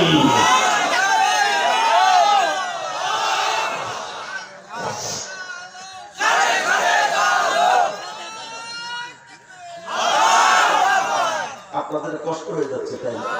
যদি অনুমতি দেন তাহলে আমি ওয়াজ শুরু করি। সত্যি তো না? অনুমতি তো এরকম হয় না, অনুমতি হ্যাঁ তো বলেন। আমার মুসলমান ভাইরা, এদিকে তাকান। এবার জোরে বলুন, ক্ষমতা দেওয়ার মালিককে। আরো জোরে, আরো আওয়াজ করে বলতে হবে, আঙ্গুলটা আকাশের দিকে উঁচু করে জোরে বলুন, ক্ষমতা দেওয়ার মালিককে। ক্ষমতা থেকে থাবা মারিয়া ছিদ্র বাসন দিয়া তিন রাস্তায় বসে দেওয়ার মালিককে। আল্লাহ পাক বলেন 41 সাল পর্যন্ত থাকার অভিপ্রায় ব্যক্ত করেছিল আমি আল্লাহ রাব্বুল আলামিন। 41 সাল থাকার টাইম তোমার দেয় নাই। মাইকেল জ্যাকসন এই পৃথিবীর একজন নামি দামি শিল্পী, সে মনে করেছিল আমি 150 বছর পৃথিবীতে বেঁচে থাকবো। 7 জন ডাক্তারে তার বেড চেক করতো, যে বেডে রাত্রে ঘুমাতো, খাবার খাইতো 3 বার বা 2 বার। প্রত্যেকটি খাবার টেস্ট করার জন্য 3 জন ডাক্তার থাকতো, যাতে করে কোনো জার্ম, কোনো রোগ প্রবেশ করে এফেক্ট না হয়ে মারা না যায়। এই জন্য এই সতর্কতা অবলম্বন করত। রাত্রেবেলা ইলেকট্রিক মশারি টানাতো, কোন মশা বা কোনো পোকামাকড় যাতে না ঢুকতে পারে। এতগুলো করার পরও বেশি দিন পৃথিবীতে থাকতে পারে নাই, বেশি ছিল মাত্র 50 বছর। আমার ভাইরা, এই পৃথিবীতে কেউ যদি বলে এতদিন পর্যন্ত আমি ক্ষমতায় থাকবো, এই ক্ষমতা তো আল্লাহর নিয়ামত। নিয়ামতের নাশকরি যারা করে, অন্যায় অবিচার জুলুম যারা করে, ওরা বেশি দিন ক্ষমতা টিকে থাকতে পারে না। সারা জীবন বলেছে জনপ্রিয়তা আকার চুম্বি, জনপ্রিয়তা আকার চুম্বি, কিন্তু আমার ভাড়া দেখা গেছে 3 নির্বাচন বাংলাদেশ হয়েছে। সব নির্বাচনে বলেছে যদি নির্দিষ্ট প্রতীকে ভোট দিতে পারো, কেন্দ্রে আসো, তাহলে আসলে কিন্তু নলা ভেঙে দেওয়া হবে। এই কথা বলে না কেন? আমার মুসলমান ভাইরা, এমন করে নির্যাতন করার পরে আল্লাহ রাব্বুল আলামিন 5 আগস্টে, এর আগে থেকে এই দেশের বৈষম্য বিরোধী ছাত্র আন্দোলন এমন খেপাখেপ হলো, যখন গণভবন চতুর্দিকে ঘিরে ফেলে দিল, তখন মনে করলো আর তো ঠাঁই নাই, আমার অবস্থা, বাবার অবস্থা যা হয়েছিল তাই হতে পারে, চাচা এখন আপন জান বাঁচা। দুলাভাই আমার এই দেশে বারংবার আসতো, এসে আমার আপার সঙ্গে সাক্ষাৎ করে যেত, কিন্তু দুলাভাই এতে মন ভালো লাগে নাই। দুলাভাই বলল, আর বাংলাদেশে থাকবি কেন? তুই যে দেশের প্রোডাক্ট, সে দেশে চলে আয়, দুইজনে মিলে আমরা নতুন করে সংসার সাজায় বাসর ঘরে যাই। আমার মুসলমান ভাইরা, আমার বন্ধুরা, রাগান্বিত হবেন না, কারণ আমি আপনাদের সামনে এমন একটা কোরআনের গল্প শুরু করেছি। এটা আমার দাদার গল্প নাই, নানার গল্প নাই, আল্লাহর কোরআন থেকে গল্প শুরু করেছি। যে কোরআনের গল্প শুরু আছে কিন্তু শেষ করা সম্ভব নয়, ঠিক কিনা? আমার মুসলমান ভাইরা, সুলাইমান এখনো কিন্তু তিনি টের পাননি। ওয়াশরুম থেকে আসছে, আসার পরে তার দেহরক্ষীর কাছে বলল, দেহরক্ষী আমার আংটি দাও। দেহরক্ষী তখন ওনার চেহারার দিকে একবার তাকায়, পায়ের দিকে একবার তাকায়, পাগড়ির দিকে একবার তাকায়, তাকায় দেখে অবিকল সেই লোকটির মতো। দেহরক্ষী বলল, আপনি তো একটু আগে আমার কাছে আংটি নিয়ে গেছেন, আবার কি আমার কাছে ভাওতাবাজি করতে আসছেন? কি কর কাহা, আপনি তো কিছুক্ষণ আগে আংটি নিয়ে গেছেন। কয় না, আমি তো আসি নাই, আমি তো আল্লাহর পয়গম্বর, আমি তো মিথ্যা কথা বলি না, আর এক কাজ 2 বার করতে আসি না। দেহরক্ষী বলেন, আপনি কি আমার সঙ্গে ঠাট্টা করছেন নাকি? কয় না, আমি তো কোনো ঠাট্টা করছি না, সত্য কথাই বলছি। কিছুক্ষণ আগে তো আপনি আংটি নিয়ে গেছেন, কারণ আপনার চেহারা যেমন সেই লোকটির চেহারা তেমন, কোনো পার্থক্য নাই। না না না, আমি তো আংটি নেইনি। দেহরক্ষী বলে, আংটি যদি না নিয়ে থাকেন, তাহলে আপনি যদি সেই লোক না হয়ে থাকেন, তাহলে সংসদে বক্তৃতা দিচ্ছে কে? সুলাইমান আলাইহিস সালাম তিনি কর্তব্য বিমূঢ় হয়ে গেছেন। তিনি মনে করলেন কে বা বক্তৃতা দিচ্ছে, যা দেখে আঙ্গুল দাঁড়িয়ে দাঁড়িয়ে বক্তব্য দিচ্ছে, হান করেন গা, শান করেন গা, লাঠি কে আন্দার মুগুর ভরেন গা, যতগুলো বক্তব্য দিচ্ছে। আর বক্তব্যের ভিতরে বলছে, ও আমার জাতি শোনো, এই দেশে কিন্তু একটা নকল সুলাইমানের আবির্ভাব হয়েছে। খবরদার নকল সুলাইমানের কাছে যেও না, পাগল হয়ে তোমরা মরো না। ও মুসলমান ভাইরা, সুলাইমান আলাইহিস সালাম এই দৃশ্য কিন্তু সংসদের এক কোণায় দাঁড়িয়ে দেখছে, আর তিনি আফসোস করতেছে, আরে আমার আংটি আমার কাছে ছিল, আংটি কেনা চুরি করে নিয়ে অবৈধভাবে ক্ষমতা গিয়ে তুই আবার অন্যকে অবৈধ বলছিস। তার মানে হলো 16টি বছর ধরে যারা অবৈধ ছিল তারা সারাক্ষণ এই দেশে একটি সংগঠনকে, একটি দলকে জঙ্গি বলে আখ্যায়িত করেছিল। এখন সারা পৃথিবীতে প্রমাণিত হচ্ছে যদি কোনো নিষিদ্ধ সংগঠন জঙ্গি সংগঠন থেকে থাকে, যে সংগঠন সদ্য তাদের পতন হয়েছে এবং সদ্য তারা নিষিদ্ধ হয়েছে এই দেশে। মুসলমান ভাইরা,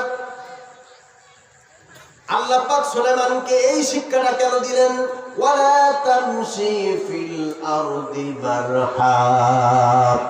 আল্লাহ পাক বলেন তোমরা দাম্ভিকতার সঙ্গে দুনিয়ায় বিচরণ করো না, কারণ অহংকার হলো আমার চাদর। যে ব্যক্তি অহংকার করে সেজন্য আমার ক্ষমতার চাদর নিয়ে টানাটানি করে। তাহলে অহংকার আর ক্ষমতা একমাত্র কার ভিতরে? আরো জোরে বলেন, কার ভিতরে? মানুষ আল্লাহ পাক আমাদেরকে মাটি দিয়ে বানিয়েছেন, আমাদের অহংকার কিসের? আজকের ব্যবসা কালকের ভোগে, আজকের এমন বসা তুমি এখানে আওয়াজ করছো, কিছুক্ষণ পরে আল্লাহ পাক তোমাকে স্টেজ থেকে থামা মেরে নিচে ফেলে দিতে পারে। সুলাইমান আলাইহিস সালাম কি অহংকার করেছিলেন দেখেন। কোরআনে কারীম 1000 বছর আগে নবীর মাধ্যমে সব গল্পগুলি, সব ঘটনাগুলি আল্লাহ পাক জানিয়েছেন। সুলাইমান আলাইহিস সালাম দীর্ঘদিন ধরে তিনি সংসার চালাচ্ছেন, এখনো তিনি বিবাহ শাদী করেন নাই। একদিক দিয়ে তিনি পয়গম্বর, আরেক দিক দিয়ে তিনি হলেন ওই দেশের রাষ্ট্রপ্রধান, ওই দেশের বাচ্চা। তিনি সুলাইমানের প্রধানমন্ত্রী তিনি ছিলেন। তিনি বললেন যা করার, বিবাহের বয়স তো আপনার উপযুক্ত হয়েছে, বয়স আরো পার হয়ে যাচ্ছে, আপনি কি বিবাহ করবেন না? সুলাইমান বললেন আমি বিবাহ করব, তবে একটা শর্ত আছে। শর্ত হলো যে মেয়েটিকে বিবাহ করব সে মেয়েটির মধ্যে 5টি গুণাবলী থাকতে হবে। 1 নম্বর গুণাবলী, যে মেয়েটিকে বিবাহ করব সেই মেয়েটি আল্লাহর উপরে পরিপূর্ণ আস্থা অবিচল বিশ্বাস রাখতে হবে। 2 নম্বরে আমার পিতার প্রতি যে আসমানি কিতাব নাযিল হয়েছে, জাবুর কিতাব, এই কিতাবের উপরে তার ঈমান আনতে হবে। 3 নম্বর, মেয়েটি আমল আকীদা পক্ত থাকবে। 4 নম্বরে ওই মেয়েটির বংশজাত ভালো হতে হবে। 5 নম্বরে ওই মেয়েটি হতে হবে সুন্দরী। এবার আপনি বলুন শর্ত দিল কয়টা? এবার একটু জবান করে বলুন শর্ত দিয়েছিলেন কয়টি? 5টা। আরো জোরে বলেন কয়টি? 5টা। আমার দেশের যুবক পর যারা আছে, ছেলেমেয়ে যারা আছে, আমার আব্বার 9টা ছেলে, আমার আব্বা আমাদের জন্ম দিয়েছেন। 9টা ছেলেকে আমার আব্বা নিজ হাতে যে মেয়েটিকে এনে দিয়েছেন আমরা না বলি নাই। এখন যদি কোনো ছেলেকে বলা হয়, বাপ যদি বলে আমি তোমার জন্য একটা মেয়ে চয়েস করে আসছি, ওর জাত বংশ ভালো, ছেলে বলবে আব্বা তুমি ওটা পছন্দ করেছো, পারলে তুমি ওইটাকে বিবাহ করো, আমার পছন্দ মতো আমি বিবাহ করবো। এই কথা বলছে না। আমার ছেলে একদম থেকে একটা মেয়ে দেখে আসছে, এসে বলে আব্বা গো এমন সুন্দরী মেয়ে দেখছি, আব্বা আমার রাতের ঘুম হয় না, শুইলে ঠ্যাং যায় পার দিকে, হাসলে দাঁত বের হয়ে যায়, আব্বা ক্ষুধা লাগলে পেটটা নিচু হয়ে যায়, এমন সুন্দরী দেখছি। আব্বাকে বলে আব্বা ওই মেয়ে ছাড়া কোনো মেয়েকে বিবাহ করতে চাই না, ওই মেয়েকে অবশ্যই আমাকে এনে দিতে হবে, এইটা আপনার পুত্রবধূ হবে। আব্বা দিশা দিশা না পেয়ে ওই ছেলের চাচা, ছেলের মামা, ছেলের দাদা, ছেলের নানা 5-7 জনকে সাথে নিয়ে, ছেলেকেও সাথে নিয়ে মেয়ের বাড়িতে গিয়েছে দেখতে যাওয়ার পরে এরপর মেয়েটি যখন সেজে এসে সামনে বসছে, বসার পরে মেয়ের বাবা দেখে আসলে মেয়েটা তো খুবই সুন্দরী, চেহারাটা নকনক করছে, মনে হয় পূর্ণিমার আলোর মতো ঝকমক করছে। আব্বা দেখে বলছে মা সত্যিকার তোমার চেহারা তো খুবই ভালো, একটা কাজ করো মা, তোমার হাত মোজা পড়েছো, একটু করে হাত দুটো খুলে দেখাও, পা মোজা পড়েছো, পা দুটো খুলে দেখাও। মেয়েটি তখন হাত মোজা খুললো, পার মোজা খুললো, খোলার সঙ্গে আব্বা তখন টাকা দেখে চেহারাটা তো ফকফকি সাদা, হাত পা খুলে দেখে যেন কামড় বাচ্চা। আমার ভাইরা তার মানে হলো সারা জীবন মেয়েটি নাইট ক্রিম আটার গুঁড়ো ময়দার গুঁড়ো মেখে মেখে মুখটা সাদা বানাইছে, পা গুলি তার কালো, হাত গুলি কালো। আমাদের দেশে আজকের মেয়েদের অবস্থা কিন্তু একরকম। কথা বলে না, কোথায় যাবো? আমার ভাইরা, এইগুলি দেখে যুবকেরা পাগল হয়ে যায়। এই জন্য গ্রামের ভাষা বাবাজিরা বলে, জাতের মেয়ে কালো ভালো, নদীর পানি ঘোলা ভালো। ঠিক না? আমরা কোন দিকে ধাবিত হচ্ছি, কোন দিকে দৌড়াচ্ছি? কথা লম্বা হয়ে যায়। আমার ভাইরা, সুলাইমান বললেন 5টি গুণ যে মেয়েটির মধ্যে থাকবে সেই মেয়েটিকে বিবাহ করব। এইভাবে 6 মাস পার হয়ে গেল। 6 মাস পরে প্রধানমন্ত্রী বলছে যে আপনারা সংসদে আপনার টেবিলের সামনে অনেকগুলি চিঠি একত্রিত হয়ে গেছে, বিভিন্ন জায়গা থেকে বিভিন্ন মেয়ে আপনার বিবাহের প্রস্তাব দিয়েছে, আপনার সঙ্গে বিবাহ করে আপনার স্ত্রী হতে চায়। সুলাইমান তখন বললেন ঠিক আছে, চিঠি একটা করে খোলা হোক। চিঠি একটা করে খুলতেছে আর সুলাইমানের হাতে দিচ্ছে। সুলাইমান দেখে, পড়ে, চিঠি রেখে দেয়। আরেকটা চিঠি দেখে, পড়ে, রেখে দেয়। আরেকটা চিঠি দেখে, পড়ে, রেখে দেয়। এমন সময় একটা চিঠি ওনার হস্তগত হলো। এই চিঠির মধ্যে লেখা আছে, ও হে বাদশা সুলাইমান। একটা মেয়ে লিখতেছে, ও হে বাদশা সুলাইমান, আপনি যে 5টা গুণাবলীর কথা বলেছেন, আমার মধ্যে 5টা গুণাবলীর মধ্যে 4টা গুণাবলী আছে, একটা গুণাবলী আমার মধ্যে নাই। 5টি গুণাবলীর মধ্যে আপনি 1 নম্বর বলেছেন আল্লাহর উপরে অবিচল আস্থা এবং বিশ্বাস রাখতে হবে, তা আমার মধ্যে আছে। 2 নম্বর আপনি বলেছেন আমার পিতার প্রতি যে কিতাব নাযিল হয়েছে, জাব্বুর কিতাব, সেই কিতাবের উপরে পরিপূর্ণ ঈমান আনতে হবে, আমি ঈমান আনিয়েছি। 3 নম্বর আপনি বলেছেন আমল আকীদায় ফার্স্ট ক্লাস হতে হবে, আমি তার দিকতেও আছি। 4 নম্বর 4 সূরা যা বলেছেন সেদিকতেও আমি কোনো খারাপ নয়। কিন্তু 5 নম্বর শর্ত হলো আপনি বলেছেন বংশ যা ভালো হতে হবে, উচ্চ ফ্যামিলির হতে হবে, কিন্তু আমি ওই ফ্যামিলির নয়। আমার আব্বা সাগরে জাল টানে, আমি একটা জেলের মেয়ে। আমি আপনার প্রস্তাব দিচ্ছি, দয়া করে আমার প্রস্তাব করা গ্রহণ করুন। আমার দিকে তাকান, খেয়াল করেন ভাইরা। হযরত সুলাইমান এই চিঠিখানা পাওয়ার সঙ্গে সঙ্গে তিনি রেগে দাঁত কিরিমিরি করে বললেন, আমি একজন বাদশা মানুষ, আমার কাছে জেলের মেয়ের বিবাহ প্রস্তাব দিয়েছে, এটা মানি না, মানব না। ঠাস করে চিঠিখানা যে টান টান করে ছিঁড়ে টুকরা টুকরা করে পায়ের তলে দিয়ে পিষে, এরপরে প্রধানমন্ত্রীকে বললো চিঠিখানা পোড়ায়া ছাই বানাও। আর কোন বেয়াদব এই চিঠিখানা আমার কাছে দিয়েছে তার বাপকে ডেকে শাসাও। প্রধানমন্ত্রী তুমি নিজে যাও, কয়েকজন পুলিশকে সাথে নিয়ে যাও। পুলিশ সাথে নিয়ে প্রধানমন্ত্রী নিজেই ওই মেয়েটির ঠিকানা নিয়ে বাড়িতে গেল। বাড়িতে যাওয়ার পরে দরজা নক করেছে, দরজা খোলা হয়েছে। দরজা খোলার পরে এরপর মেয়েটি একটু জিকির করি, লা ইলাহা ইল্লাল্লাহ, জোরে লা ইলাহা ইল্লাল্লাহ।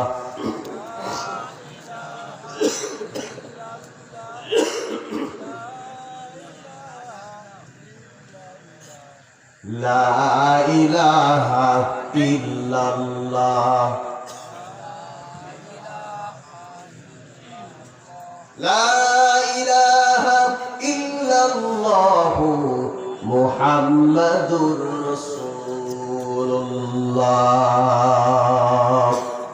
আমার ভাইরা, পুলিশ আর প্রধানমন্ত্রী সূত্র যখন এই মেয়ের আব্বা দরজা দিয়ে দরজার কড়া দাঁড়াইছে, দাঁড়াবার সঙ্গে সঙ্গে মেয়ের আব্বা বের হয়ে আসলো, এসে বলল কি আপনাদের সমাচার, কি জন্য এসেছেন? তখন বাদশা বলল, বাচ্চার পক্ষ থেকে। প্রধানমন্ত্রী বলল আমরা এসেছি বাচ্চার পক্ষ থেকে, আপনার কি কোনো মেয়ে আছে নাকি? বলা হয় একটা মেয়ে আল্লাহ আমাদের দিয়েছেন। আপনার মেয়ে বাচ্চার কাছে জেলের মেয়ে হিসাবে কেন পত্র লিখলো? বাচ্চার পেস্ট্রিজ হাম্পার হয়েছে, পেস্ট্রিজে আঘাত লেগেছে, এই জন্য বাচ্চা বলেছে ওই লোকটাকে শাসায় আসো। তখন পিতা তার মেয়েকে ডাকলো, ডেকে বলল, মেয়েরে সত্য কথা বল, তুই কি বাচ্চার কাছে পত্র লিখছিলা?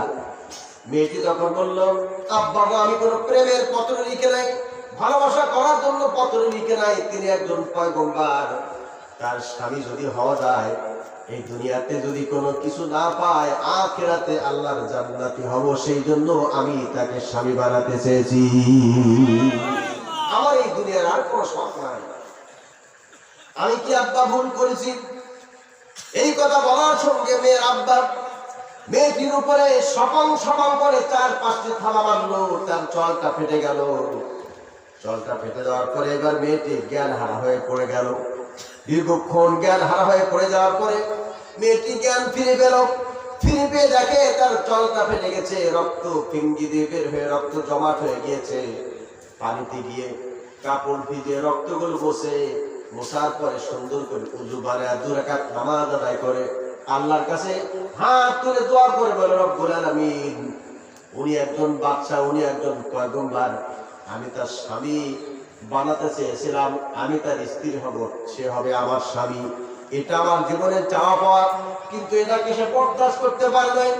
আমার উপরে পুলিশ দিয়ে অকর্তভাবে নির্যাতন আমার আব্বার মাধ্যমে করেছে। আল্লাহ, তোমার কাছে আমি দাবি জানাই, আমার মৃত্যুর করে ঢলে পড়ার আগে আমি যেন তার স্ত্রী হতে পারি, এই তৌফিক তুমি আমার দান করো। আমার ভাইরা, পৃথিবীতে 3 ব্যক্তির জবাবভাবে আল্লাহর দরবারে কবুল হয়ে যায়। তার একজন হলো মাজলুম ব্যক্তি। মাজলুম যদি আল্লাহর কাছে দোয়া করে, অন্য ব্যক্তি দোয়া করার আগে মাজলুমের দোয়া আল্লাহর কাছে ডাইরেক্ট কবুল হয়ে যায়। আমার ভাইরা, আল্লাহ তো বলেন সুলাইমান রে, তুমি তো একজন বাদশা নয়, তুমি তো একজন পয়গম্বর, তোমার কাছে জেলের মেয়ে, তোমার কাছে মুসির মেয়ে, তোমার কাছে মেতর মেয়ে বিবাদ প্রস্তাব দিতে পারে, তুমি কেন অহংকার করলে? আমি আল্লাহ পাক অহংকার যারা করে তাদেরকে কখনো ক্ষমা করি না। আমি আল্লাহ ছাড় দেই, কিন্তু তাদেরকে আমি আল্লাহ ছেড়ে দেই না। আমার মুসলমান ভাইরা, এইটুক সামান্য পদস্খলনের কারণে আল্লাহ পাক সুলাইমানকে শিক্ষা দিচ্ছেন। আংটি চুরি করলো, এই জিন চুরি করে অবৈধভাবে ক্ষমতায় যাওয়ার পরে এবার স্লোগান দিচ্ছে, আঙ্গুল নাড়িয়ে বক্তব্য দিচ্ছে, এই দেশে একজন নকল সুলাইমানের আবির্ভাব হয়েছে, তারা পাইলে পরে তোমরা তাকে পিটায় মেরে ফেলো।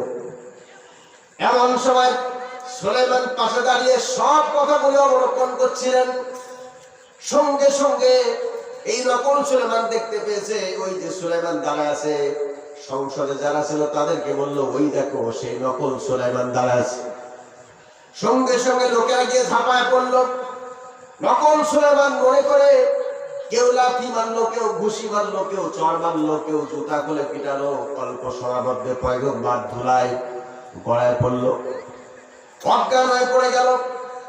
এরপর নকল সুলাইমান অর্ডার করলো, তাকে টেনে নিয়ে পায়ে দড়ি বাঁধিয়া টেনে নিয়ে তাকে সাগরে নিক্ষেপ করে দাও। লোকেরা তাই টেনে নিয়ে সাগরে ফেলে দিতে যাচ্ছে। সাগরে ফেলে দিতে গিয়ে সাগরের পুরে নিয়ে গিয়েছে, অর্ধেক সাগরে ফেলেছে আর অর্ধেক টাঙ্গায়। এই অবস্থায় ফেলে রেখে তারা চলে আসছে। আসার পরে আমার ভাইরা, রাত হয়ে গিয়েছে, সূর্য অস্তমিত হয়েছে।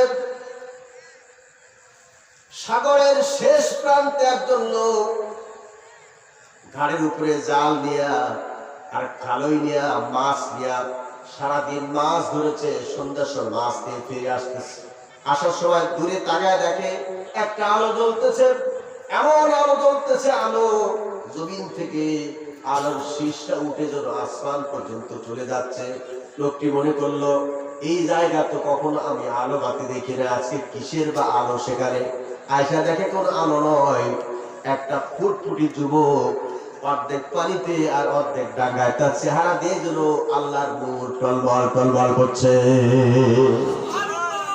আল্লাহর পয়গম্বর ছিলেন সুলাইমান, এই জন্য তার চেহারার মধ্যে আল্লাহ নূর দিয়ে দিয়েছেন। এখনো বিবাহ করেন নাই তিনি। হযরত সুলাইমানকে দেখে লোকটি ঘাট থেকে জাল ফেলে দিল, মাছের খালই ফেলে দিল। ফেলে দিয়া টান দিয়া ডাঙ্গায় তুললো। ডাঙ্গায় তুলে মাথায় ছিল চাদর বা গামছা, গামছাখানা সাগরের পানিতে ভিজাইছে। ভিজাবার পরে দেখে ছেলেটিকে এমন আঘাত করেছে, মাথা ফেলে গেছে, জল ফেলে গেছে, রক্তটা জমাট হয়েছে। এবার লোকটি মনে করলো, আরে এই ছেলেটিকে কে বা কারা এত প্রহার করেছে, এত মেরেছে, এত ফুটফুটি পূর্ণিমার চাঁদের মতো দেখতে ছেলেটিকে কে বা কারা মারলো, কে বা কারা প্রহার করলো। ওটা পরে দেখবো, আগে তাকে সুস্থ করার চেষ্টা করি। এবার নিজের গামছা বা চাদর ভিজায়া রক্ত মাখা শরীরটা, এই রক্তটা জমা বেঁধেছিল, জমা করা রক্তগুলো আস্তে করে পানি দিয়ে যখন সরাই দিতে লাগলো, পানির ছোঁয়া যখন তার চলের উপরে লেগেছে, অমনি করে সুলাইমান তাকা পড়েছে। তাকা দেখে আমি এখন সাগরের উপকূলে এসে, আসমান রাত্রে আকাশে মিটি মিটি করে তারকা জ্বলছে। সুলাইমান তখন বলল, আল্লাহ রে, তুমি কি না করতে পারো?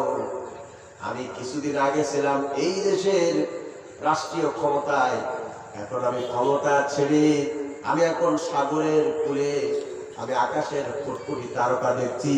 আল্লাহ, তুমি কি না পারো? নিশ্চয় সকল ক্ষমতার মালিক তুমি আল্লাহ। আমার ভাইরা, এবার লোকটি প্রশ্ন করছে, বাবা তোমার বাড়ি কোথায়, তোমার নাম কি, তোমার আব্বার নাম কি? সুলাইমান চিন্তা করলো, একবার আমি পরিচয় দিয়ে মার খেয়েছি, এবার যদি আবার পরিচয় দিয়ে আমারও পিটানি খাওয়া লাগবে, দরকার নাই। কথা তিনি ঘুরাই বললেন, চাচাজি আমি কোথায় ছিলাম আর কোথায় আসলাম আমি নিজেই বলতে পারি না, আমার এই অবস্থা কেন আমি তা নিজেই বলতে পারি না। তখন চাচা জাল আর মাছের খালই ফেলে দিয়া ছেলেটিকে ঘাড়ে তুলে নিল।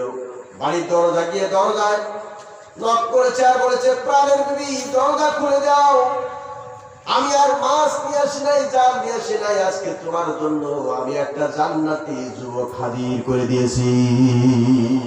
বিবিরে তাড়াতাড়ি করে পানি গরম করো। ওই লোকটির স্ত্রীকে নির্দেশ করলো, পানি গরম করো, আর গরম পানির মধ্যে কাপড় ভিজাও। কাপড় ভিজা ছেলেটিকে মাথা, হাত, পিঠ, বুক সব জায়গায় যেখানে ওরা মেরেছে, কে বা কারা মেরেছে, এই জায়গাটা সুন্দর করে ক্লিন করে দাও, এই ছেলেটি সুস্থ হোক। 3 দিন যখন হয়ে গেল, 3 দিন হয়ে যাওয়ার পরে সুলাইমান এখন পূর্ণ সুস্থ, হাঁটাচলা করছেন, খাওয়া দাওয়া করছেন। এবার এই লোকটি বলছে, বাবা গো, তুমি অসুস্থ ছিলে, আমার দায়িত্ব ছিল তোমাকে সুস্থ করার, আমার যতটুকু ক্ষমতা ছিল ততটুকু ক্ষমতা অনুযায়ী আমি তোমাকে সুস্থ করার চেষ্টা করেছি, তুমি এখন পূর্ণাঙ্গ সুস্থ, যাও তুমি যার ছেলে তার করে ফিরে যাও। সুলাইমান তখন বলল, আমার বাপ নাই, মা নাই, কেউ নাই দুনিয়াতে, চাচা গো আপনার বাড়ি, আপনি আমাকে আশ্রয় দিয়েছেন, আমি আপনার বাড়িতে থাকতে চাই, আপনি আমাকে বের করে দিবেন না। আমার ভাইরা, আমার বন্ধুরা, আসুন কথা লম্বা হয়ে যায়, আমি খাটো করে বলি আপনাদের যাতে কষ্ট না হয়, যাতে আগামীকাল আমাকে কেউ গালি না দেন। আমাদেরকে কি বলতে কি বুঝাই দিয়ে গেল কিছুই তো বুঝলাম না, এরকম সেটা কথা যাতে কেউ না বলেন, সেজন্য আমি একটু সামনে অ্যাডভান্স হতে চাই। চাচা বলল, বাবা তো শোনো,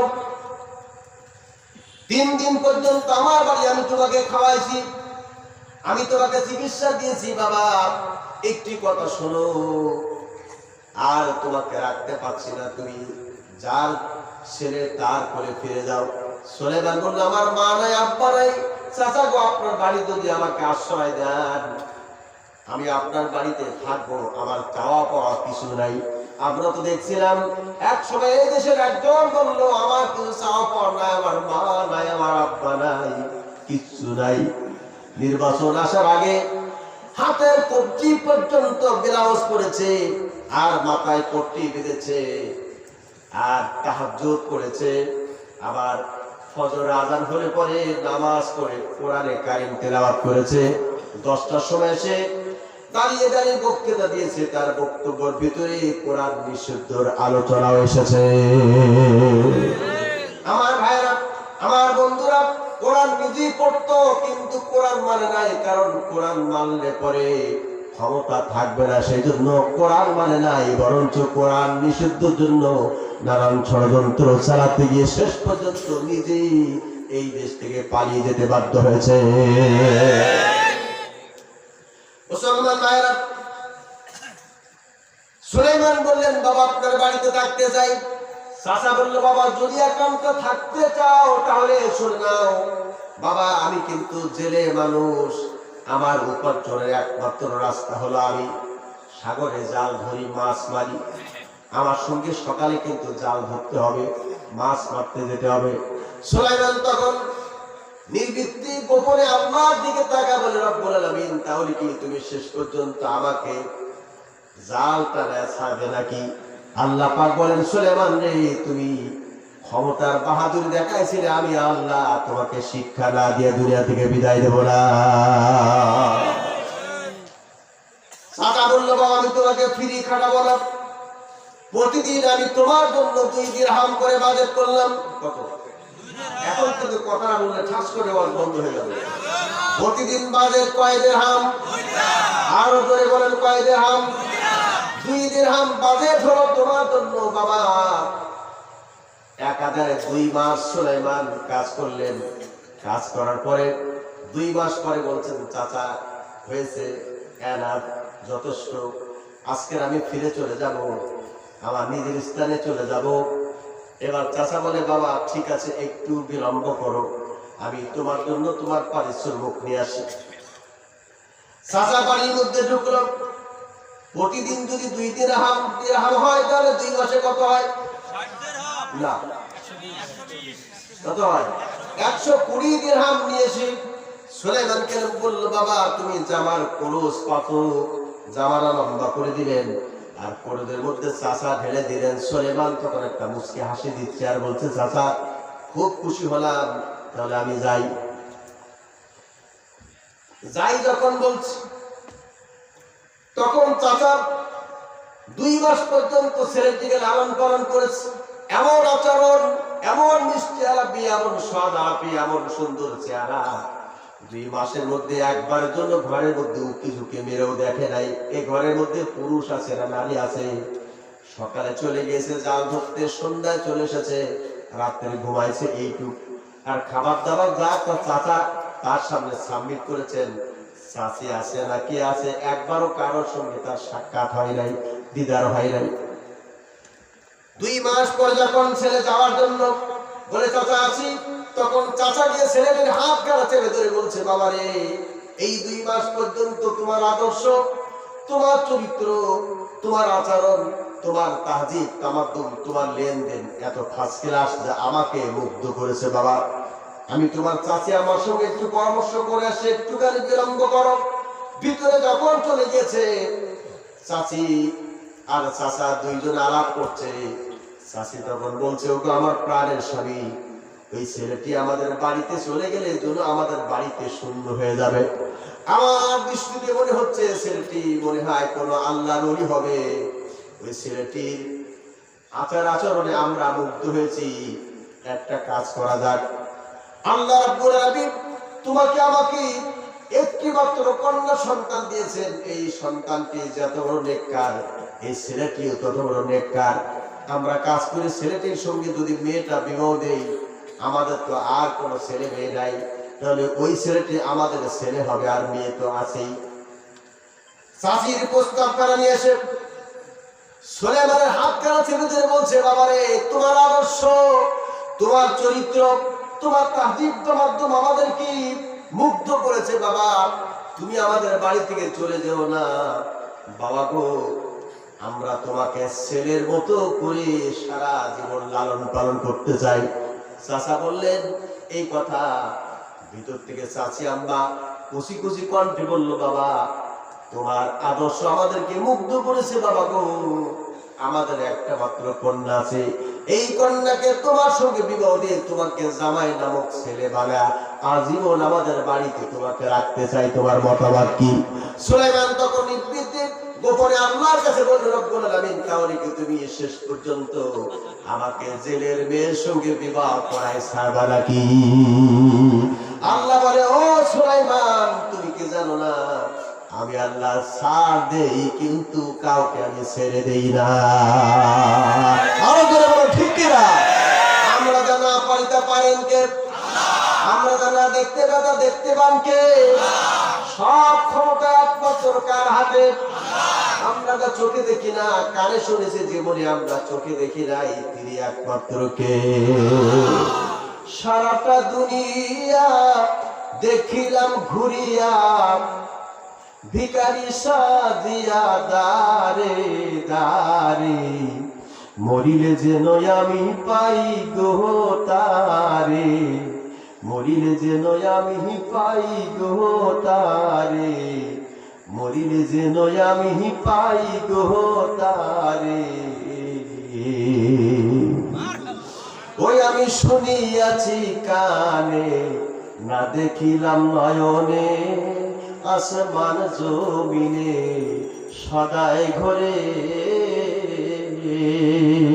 বলুন তো তিনি কে? আরো বলুন তিনি কে? বাবা দরকার নেই, যেরকম এরকম খান, একই ভাবে খান। আমি তো কোনো শিল্পী না যে গানের সময় ইকি মুখো লাগবে। আলহামদুলিল্লাহ, আপনার সাউন্ড সিস্টেম খুবই ভালো, আলহামদুলিল্লাহ। ওই আমি শুনিয়াছি কানে, না দেখিলাম নয়নে, আসমান জমিনে সদাই ঘরে। বাঁশিটি বাজা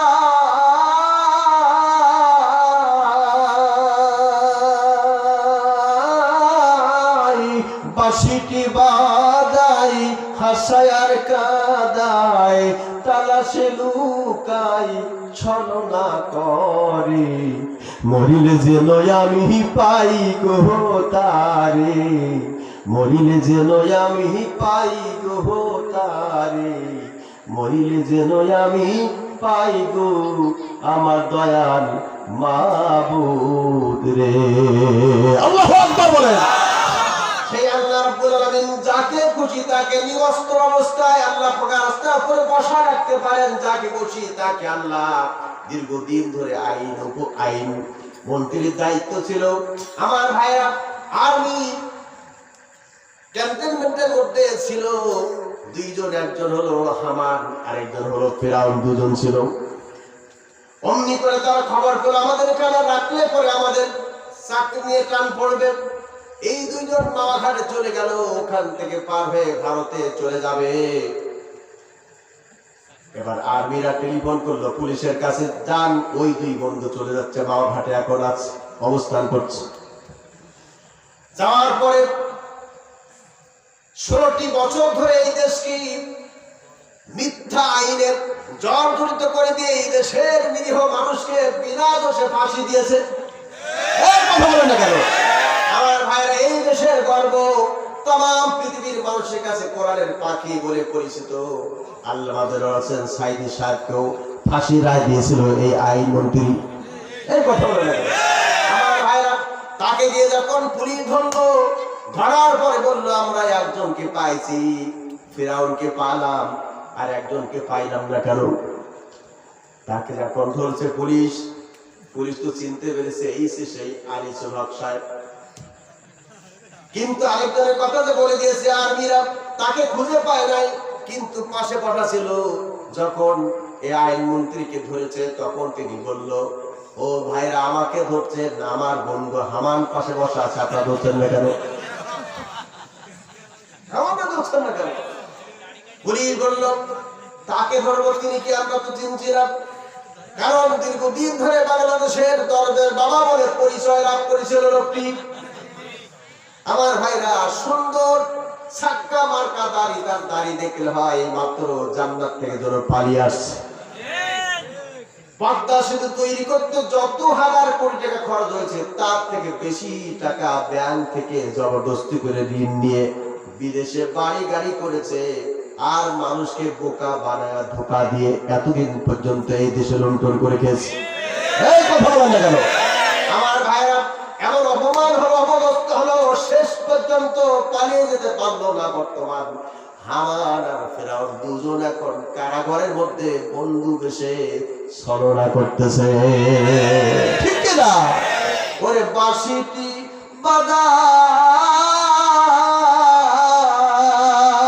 বাজাই, বাঁশিটি বাজাই, হাস আশায় আর কাদায় তালাশে লুকাই ছলনা করে, মরিলে যেন আমি পাই গো তারে, মরিলে যেন আমি পাই গো তারে, মরিলে যেন আমি পাই গো তারে। আল্লাহর সঙ্গে পাল্লা দিয়ে কেউ পারবে, কথা বলেন ঠিক কি ঠিক না? কথা লম্ব হয়ে যায় আমার ভাইরা। এবার সুলাইমান এই কথা বলার পরে তার চৈতন্য এখনো ফিরে আসে না, কারণ আল্লাহ বলেন আমি ছাড় দেই কিন্তু ছেড়ে দেই না। আর হবে না, এখন আর বন্ধ আর হবে না, এখন ছেড়ে হবে। এবার কর্তৃপক্ষ কোথায় আসেন, কেন আমার 10টার সময় তুললেন? ওয়াজ বন্ধ করে দেবো, কারণ আমি এমন 22 বছর এই ময়দান আমি চাষ করতেছি, আমি জানি কোন সময় টাইট দেওয়া লাগে, কারণ সিঙ্গারার মধ্যে আলু গেল কেমন করে। এই কথা বলেন না কেন?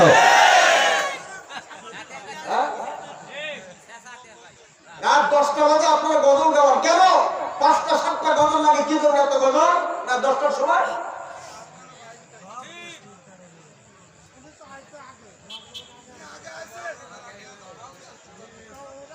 আল্লাহ কবুল করে বলুন আমি, আল্লাহ কবুল করে বলুন আমি। তার মানে আপনারা গজল শুনতে চান, তা কর্তৃপক্ষ কি দেবে? গান দেবে? গজল আপনারা শুনতে চান, গজল শুনেছেন যেহেতু পানিশমেন্ট হবে সেহেতু, ঠিক কিনা? এত গজল শোনা যাবে না এত রাত্রে, কারণ রাত যত বেশি হয় মানুষের ভোল্টেজ কমে যায়। আমরা প্রতি রাত আলোচনা করি, আমাদের একটা সময় থাকা দরকার যে এই কয়টা পর্যন্ত আলোচনা করবো। আমার ফজর নামাজ আছে, অনেকেই আছে ফজর পড়ে নাই, জোহর পড়ে নাই, আসর পড়ে নাই, মাগরিব পড়ে নাই, ঈশা পড়ে নাই, তওবা করছে, মরলেও ফজর পড়বো না। এরকম মাহফিল শুনে কোনো লাভ আছে? কথা বলে লাভ আছে? এদের আসুন আমরা সিস্টেম পরিবর্তন করি, সিস্টেম পাল্টাই দেই।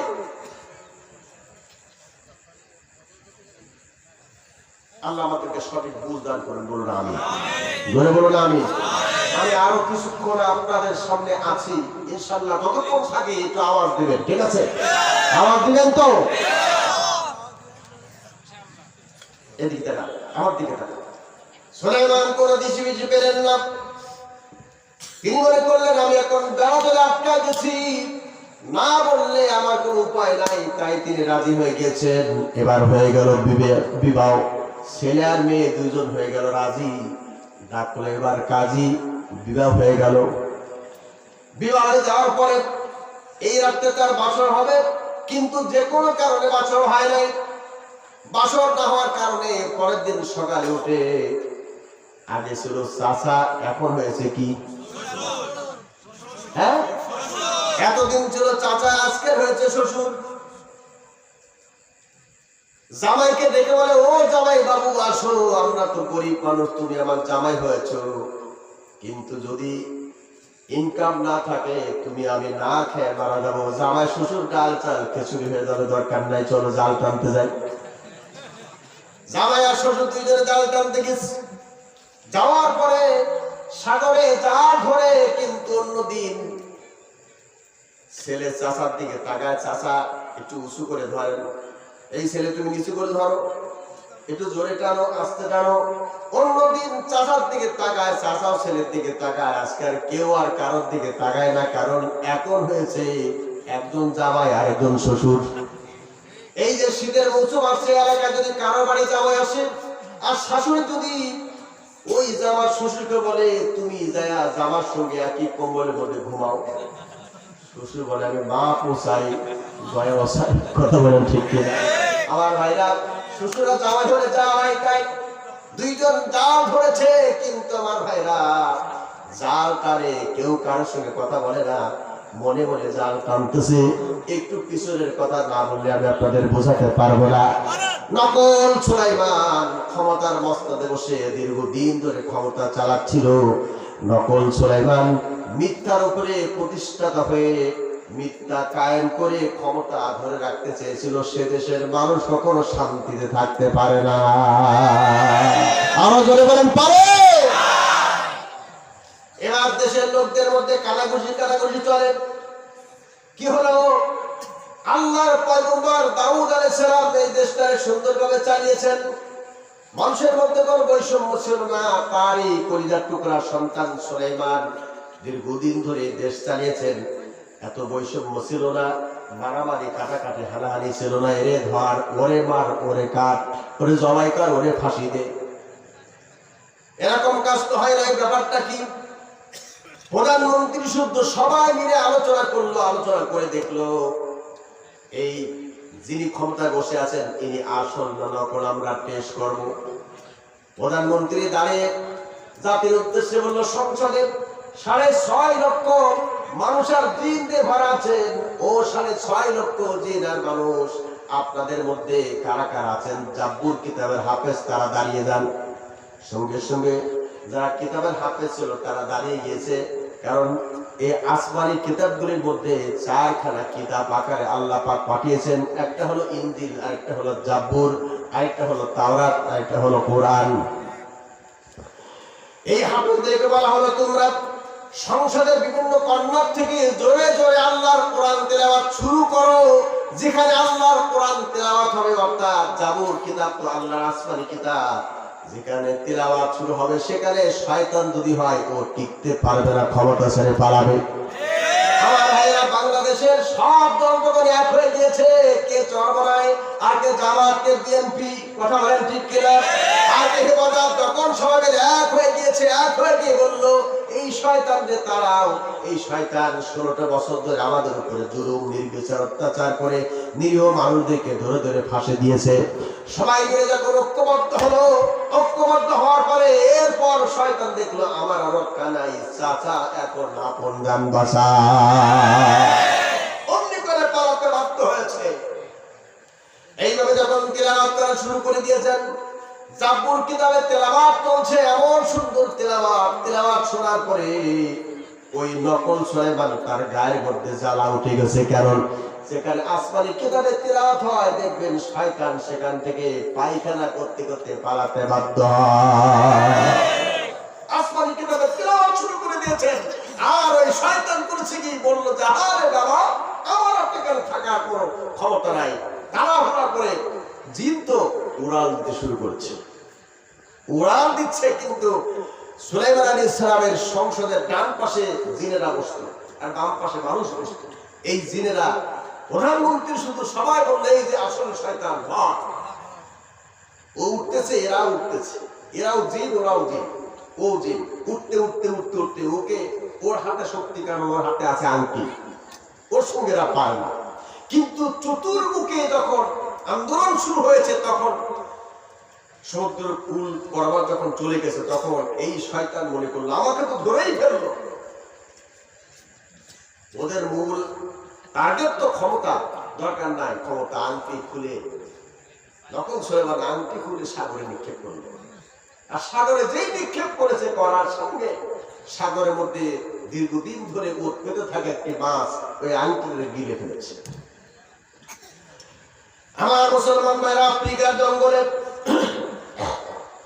লক্ষ লক্ষ হরিণ আছে।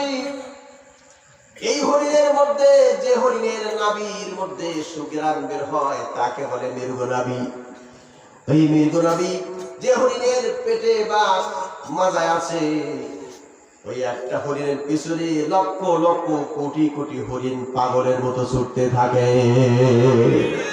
ওই সাগরের ভিতরে যে আংটি খেয়েছে যে মাছটি, ওই মাছটি সাগরের মধ্যে ক্ষমতা দেওয়া হয়ে গেছে, তাকে অনুকরণ করে চলছে লাখো কোটি মাছ। ওই মাছটি যেদিকে যায় সব মাছ তার পিছনে পিছনে যায়। ওই মাছের ঝাঁক যাবে না যাবে, চলবে না চলবে। ইলিশ মাছ যেমন লাখে লাখে ইলিশ একদিকে দৌড় মারে, ঠিক ওইভাবে মাছগুলি, ওই আংটিওয়ালা মাছ যেদিকে যাচ্ছে পিছনে কোটি কোটি মাছ ওর সঙ্গে তাল মেরে চলছে। যাবে না যাবে। সুলাইমান আলাইহিস সালাম আপনার শ্বশুর যে জাল ধরেছে, জালের মধ্যে ঝাঁক শুদ্ধ ঢুকে পড়েছে। আমার ভাইরা, আল্লামা ইমাদউদ্দিন ইবনে কাসির মধ্যে তিনি লিখেছেন, ওয়ালাকাদ আতাইনা দাউদা ওয়া সুলাইমান ইলমা।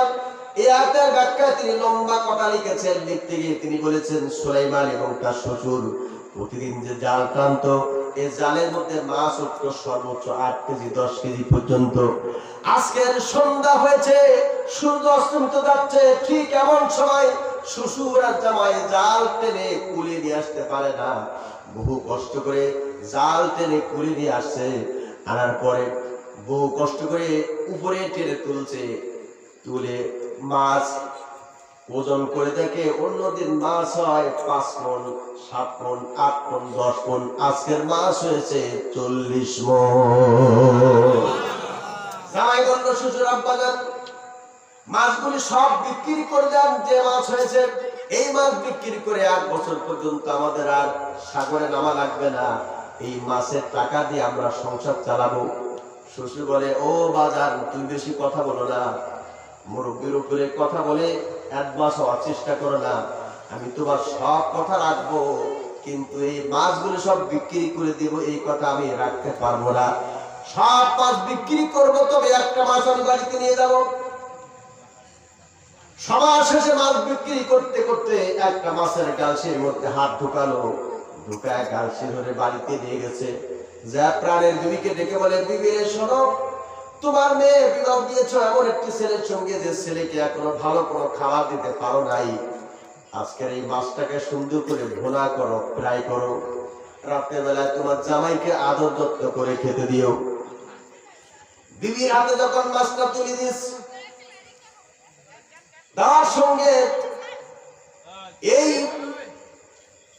জেলে লোকটি তার স্ত্রীর কাছে মাছ তুলে দিলে পরে স্ত্রী মাছটা তুলে দিয়েছে তার মেয়ের হাতে।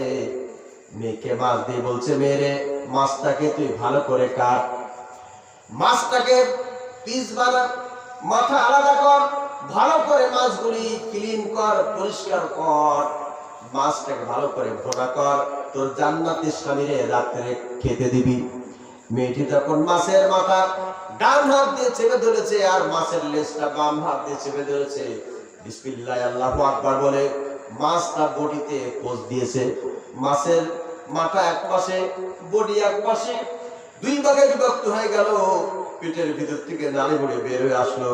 হঠাৎ করে একটা চাক্ষুষ আংটি মাছের পেট থেকে বের হয়ে পড়লো। আংটি যে মাত্র বের হয়ে পড়েছে, মেয়েটি ডানে তাকায়, বায়ে তাকায়, সামনে তাকায়, পিছনে তাকায়, মনে করে কেউ যেন না দেখতে পায়। অমনি করে আংটিটা কাপড়ের আঁচলায় বেঁধে একটা মোড়া দিয়েছে। আমাদের মারা চাচিরা তাদের অভ্যাস কিন্তু তাই, রাস্তাঘাটে যাওয়ার সময় যদি একটা স্বর্ণের আংটি পায়, কেউ যাতে না দেখে, পাওয়ার সঙ্গে সঙ্গে কাপড়ের আঁচলায় একটা গিরি মারে। মায়েরা করতে পারে। আমার মুসলমান ভাইরা, আংটিটা মেয়েটি মনে করছে আমার আব্বা তো আমার এক জান্নাতি যুবকের সঙ্গে বিবাহ দিয়েছেন, এক ওলির সঙ্গে আমার আব্বা বিবাহ দিয়েছেন। আমার আব্বা গরিব মানুষ, কিছুই দিতে পারে না, আজকের বাসর রাত আমি আংটি খানা আমার জান্নাতি স্বামীর রাতের উপহার দিব। কষ্ট হচ্ছে? কষ্ট হচ্ছে? খাটার তলায় মজা থাকে, ঠিক কিনা? আমার ভাইরা, খাটার তলায় মজা। এবার আমি একটু কথা না বলে পারি না। আমার বন্ধুরা, আমার ভাইরা, এই দেশের পুরুষের হায়াতের গড় বেশি না মহিলার হায়াতের গড় বেশি? হ্যাঁ, পুরুষ বেশি দিন বাঁচে না মহিলা বেশি দিন বাঁচে? এর গুণ রহস্য কি আপনারা জানেন? আসল কারণটা কি জানেন? আপনি একটু মাথায় নেন, মাথায় ঢুকান, আপনার বাড়িতে দেখবেন আপনার স্ত্রী, আপনি গোশত তেমন কিনতে পারেন না, কারণ 700 টাকা কেজি। বহু কষ্ট করে 1 কেজি গোশত কিনে নিয়ে আসছেন, অথবা একটা দেশি মুরগি কিনে নিয়ে আসছেন, আপনি কিনতে পারেন না, 500 টাকা 550 টাকা কেজি মুরগি কিনে নিয়ে আসছেন। আনার পরে বাড়ি ওই মনে করলো লোকটি সারাদিন কাম কাজ করে, মাঠে ঘাটে কাজ করে, অফিস আদালতে চাকরি বাকরি করে, বাড়িতে ফিরে আসে, ভালো খাবার তার জন্য গুছিয়ে দিতে হবে। স্বামীর জন্য বাটি ভর্তি করে মাথা কলিজা গিলে গুলে রাখলো। বড় ছেলেকে 2 পিস 4 পিস দিল, মেজ ছেলেকে 2 পিস 4 পিস দিল, মেয়েকে বন্টন করে দিল। শেষে সবাইকে দিয়ে কিন্তু আর থাকে না, কড়ার তলায় একটু সামান্য ঝোল আর গুঁড়াগাড়া থাকে, ওর মধ্যে ভাত ঢেলে দিয়া আপনার স্ত্রী কিন্তু এই হাড়ি বা কড়ার তলাটা মুছে খায়। কথা বলেন না কেন? আপনি আপনি ভালো একটা মাছ কিনতে পারেন না, হঠাৎ করে একটা বড় ইলিশ মাছ কিনে নিয়ে আসছেন, আনার পরে এবার মাছের মাথা আপনাকে দিল, মাছের চাকা ডাকা আপনার বড় ছেলেকে দিল, মেয়ে ছেলেকে দিল, সর্বশেষ আর কিছু থাকে না, থাকে মাছের লেজ। অন্যকে দিতে অপমান বোধ করে মাছের লেজ খায় আমার চাচি আম্মা। এবার আপনারা জবাব দেন, সাগর বা পুকুর বা খালে বা নদীতে মাছ চলে, মাছের বল কোন জায়গায়, মাছের শক্তি কোন জায়গায়? এই কথা বলেন না কেন? মাছের শক্তি লেজে। এই জন্য আমার মায়েরা চাচিরা ওই খাটার তলের মজাটা খায় বলে বলে হায় একবারে। এই কথা বলেন ঠিক কিনা? আমার মায়েরা চাচিরা, আপনাদের গুণাবলীর কথা আমি কখন বলবো? কারণ কোরআন থেকে এমন এক কিচ্ছা ধরেছি যে কিচ্ছা আর একবার হবে, কিন্তু কিচ্ছা শেষ করা সম্ভব হবে না। আল্লাহু আকবার বলেন। আমার ভাইরা, মেয়েটি এখন কাপড় আসলে সুন্দর করে আংটি বেঁধেছে, বেঁধে নিয়ে মা যাতে টের না পায়, আব্বা যাতে টের না পায়, সুন্দর করে মাছটা ফ্রাই করেছে, ভুনা করেছে। বাসর রাত্রে স্বামী স্ত্রী দুইজন একাত্রিত হয়েছে। একাত্রিত হওয়ার পরে বাসর রাত্রে সর্বপ্রথম ছেলেটি মেয়েটিকে বলছে, ও আমার জীবন সঙ্গিনী, তোমার সঙ্গে আমার ইন্টারনাল কিছু কথা আছে, কিছু কন্ট্যাক্ট করে তারপর আমরা সামনে অগ্রসর হব। কয় কি? কয় প্রথম কথা হলো তুমি বলো, আমার সঙ্গে বিবাহ বন্ধনে আবদ্ধ হওয়ার আগে তুমি কি কোনো ছেলেকে ভালোবাসতে নাকি? একটা মারাত্মক কথা বলে ফেলছে। এই দেশের কোন মেয়ে যদি 40 জন ছেলের সঙ্গে আগে ওটা বসা চলাফেরা করে, বাসর রাত্রে যার সঙ্গে বিবাহ হয়েছে, ও যদি পাও জড়ায় ধরে তাকে বলবে নাকি কোন ছেলের সঙ্গে আমার প্রেম ছিল? বলবে? বরঞ্চ আমি কোরআন ধরে বলতে পারি, জীবনে কোন ছেলের দিকে তাকাইনি, তুমি আমার জানো না, তুমি আমার জানো না। কথা বলেন ঠিক কিনা? আমার বন্ধুরা, আমার ভাইরা, কারণ নারীরা সবসময় সাধু করে সাজতে চায়, কিন্তু আমার দেশের মাইয়া রে একজন থাকে ফরিদপুর, আরেকজন থাকে রংপুর, মাঝখান দিয়ে কারা জোর খায়া যাচ্ছে নাজিরপুরের ঝোলা গুড়, থাকো কেন বহুদূর? জোরে বলেন কথাগুলো ঠিক কিনা? আর স্বামী স্ত্রী দুইজনের মধ্যে চাকরি করে, দুইজন চাকরি করতে গিয়ে ছেলে মেয়ের খবর নিতে পারে না। একজন চাকরি করে রংপুর, আরেকজন চাকরি করে আপনার ফরিদপুর। দুইজন দুইজনের সঙ্গে বেশি সাক্ষাৎ হয় না, মাঝখানে কারা মজা বেড়ে যায়। আর কিছুদিন পরে দেখা একটা ছেলে সন্তান হয়েছে, কিন্তু ওই ছেলেটা হয় বাপের চেহারা পাবে না, চাচার চেহারা পাবে না, দাদার চেহারা পাবে। দেখা গেছে ছেলেটি পেয়েছে সাহেবের চেহারার মতো। কারণ হলো সাহেবের সঙ্গে তার সব কিছু হয়ে গিয়েছে, স্বামীকে কিছুই দিতে পারে নাই। এমন বৈষম্য নারী বাংলাদেশে আছে কি নাই? আরো ধরে বলেন আছে কি নাই? মা বোনরা রাগ করে যদি ওই কষ্টের পর্দা ছেড়ে চলে যায়, আমার কিছু বলার নাই। ও আমার মুসলমান ভাইরা, বাসর রাত্রি মেয়েটিকে যখন এই উদ্ভাগ একটা প্রশ্ন করা হলো, মেয়েটি কিং কর্তব্য বিমল হয়ে গিয়েছে। মেয়েটি বলল, স্বামী, আমি এমন একটি জান্নাতি যুবক পেয়েছি যাকে আমি স্বামী হিসাবে গ্রহণ করে নিয়েছি, আমি পিছনের কোনো কথা বলতে চাই না। স্বামী বলে, প্রাণের বিবি, বাসর রাতে প্রথম একটা প্রশ্ন করেছে, আরো প্রশ্ন আছে, প্রশ্নের জবাব যদি না দাও আমি সামনে কোনো কথা বলবো না। কারণ এই মেয়েটি তো জানে না এই ছেলেটিকে, ঠিক কিনা? আংটি বাকে আর কি হবে? আমার বন্ধুরা, আমার ভাইরা, এবার ওই মেয়েটি খুলে বলছে, ওগো স্বামী, আমি তো জন্ম লগ্ন থেকে কখনো মিথ্যা কথা বলি না, আমি সত্যের উপরে প্রতিষ্ঠিত আছি। ওগো স্বামী, তোমার সঙ্গে বিবাহ হওয়ার আগে আমার জীবনে একটি মারাত্মক দুর্ঘটনা ঘটেছে। সেই ঘটনা হলো, এই দেশের বাদশা যিনি ছিলেন তার নাম ছিল সুলাইমান, তার পিতাও ছিলেন পয়গম্বর, তিনিও পয়গম্বর। আমি তার কাছে পত্র লিখেছিলাম তাকে আমি স্বামী বানাবো বলে, কিন্তু আমার পত্র সে প্রত্যাখ্যান করেছিল, ছিঁড়ে টুকরা করে আগুনে পোড়া দিয়েছিল। তাই আমি আল্লাহর কাছে দোয়া করেছিলাম আর বলেছিলাম, আল্লাহ তুমি যদি সত্য হও তোমার আসমানি কিতাব যদি সত্য হয়, আল্লাহ ওই পয়গম্বরকে তুমি আমাকে একদিন না একদিন স্বামী বানায়া তুমি দেখা দিও। আমি আল্লাহ অহংকারকে ছাড় দেই, কিন্তু ছেড়ে দেই না। সুলাইমান অবাক হয়ে গেছে কথা শুনে। আমার মুসলমান ভাইরা, এখন আসুন আপনাদের সামনে আমি শোনাবো কিভাবে সুলাইমান আলাইহিস সালাম আংটি ফিরে পাবেন, আবার কিভাবে তিনি আবার নতুন করে ক্ষমতার মস্তরে বসবে। যদি কথা লম্বা হয় আপনারা সবাই থাকবেন তো?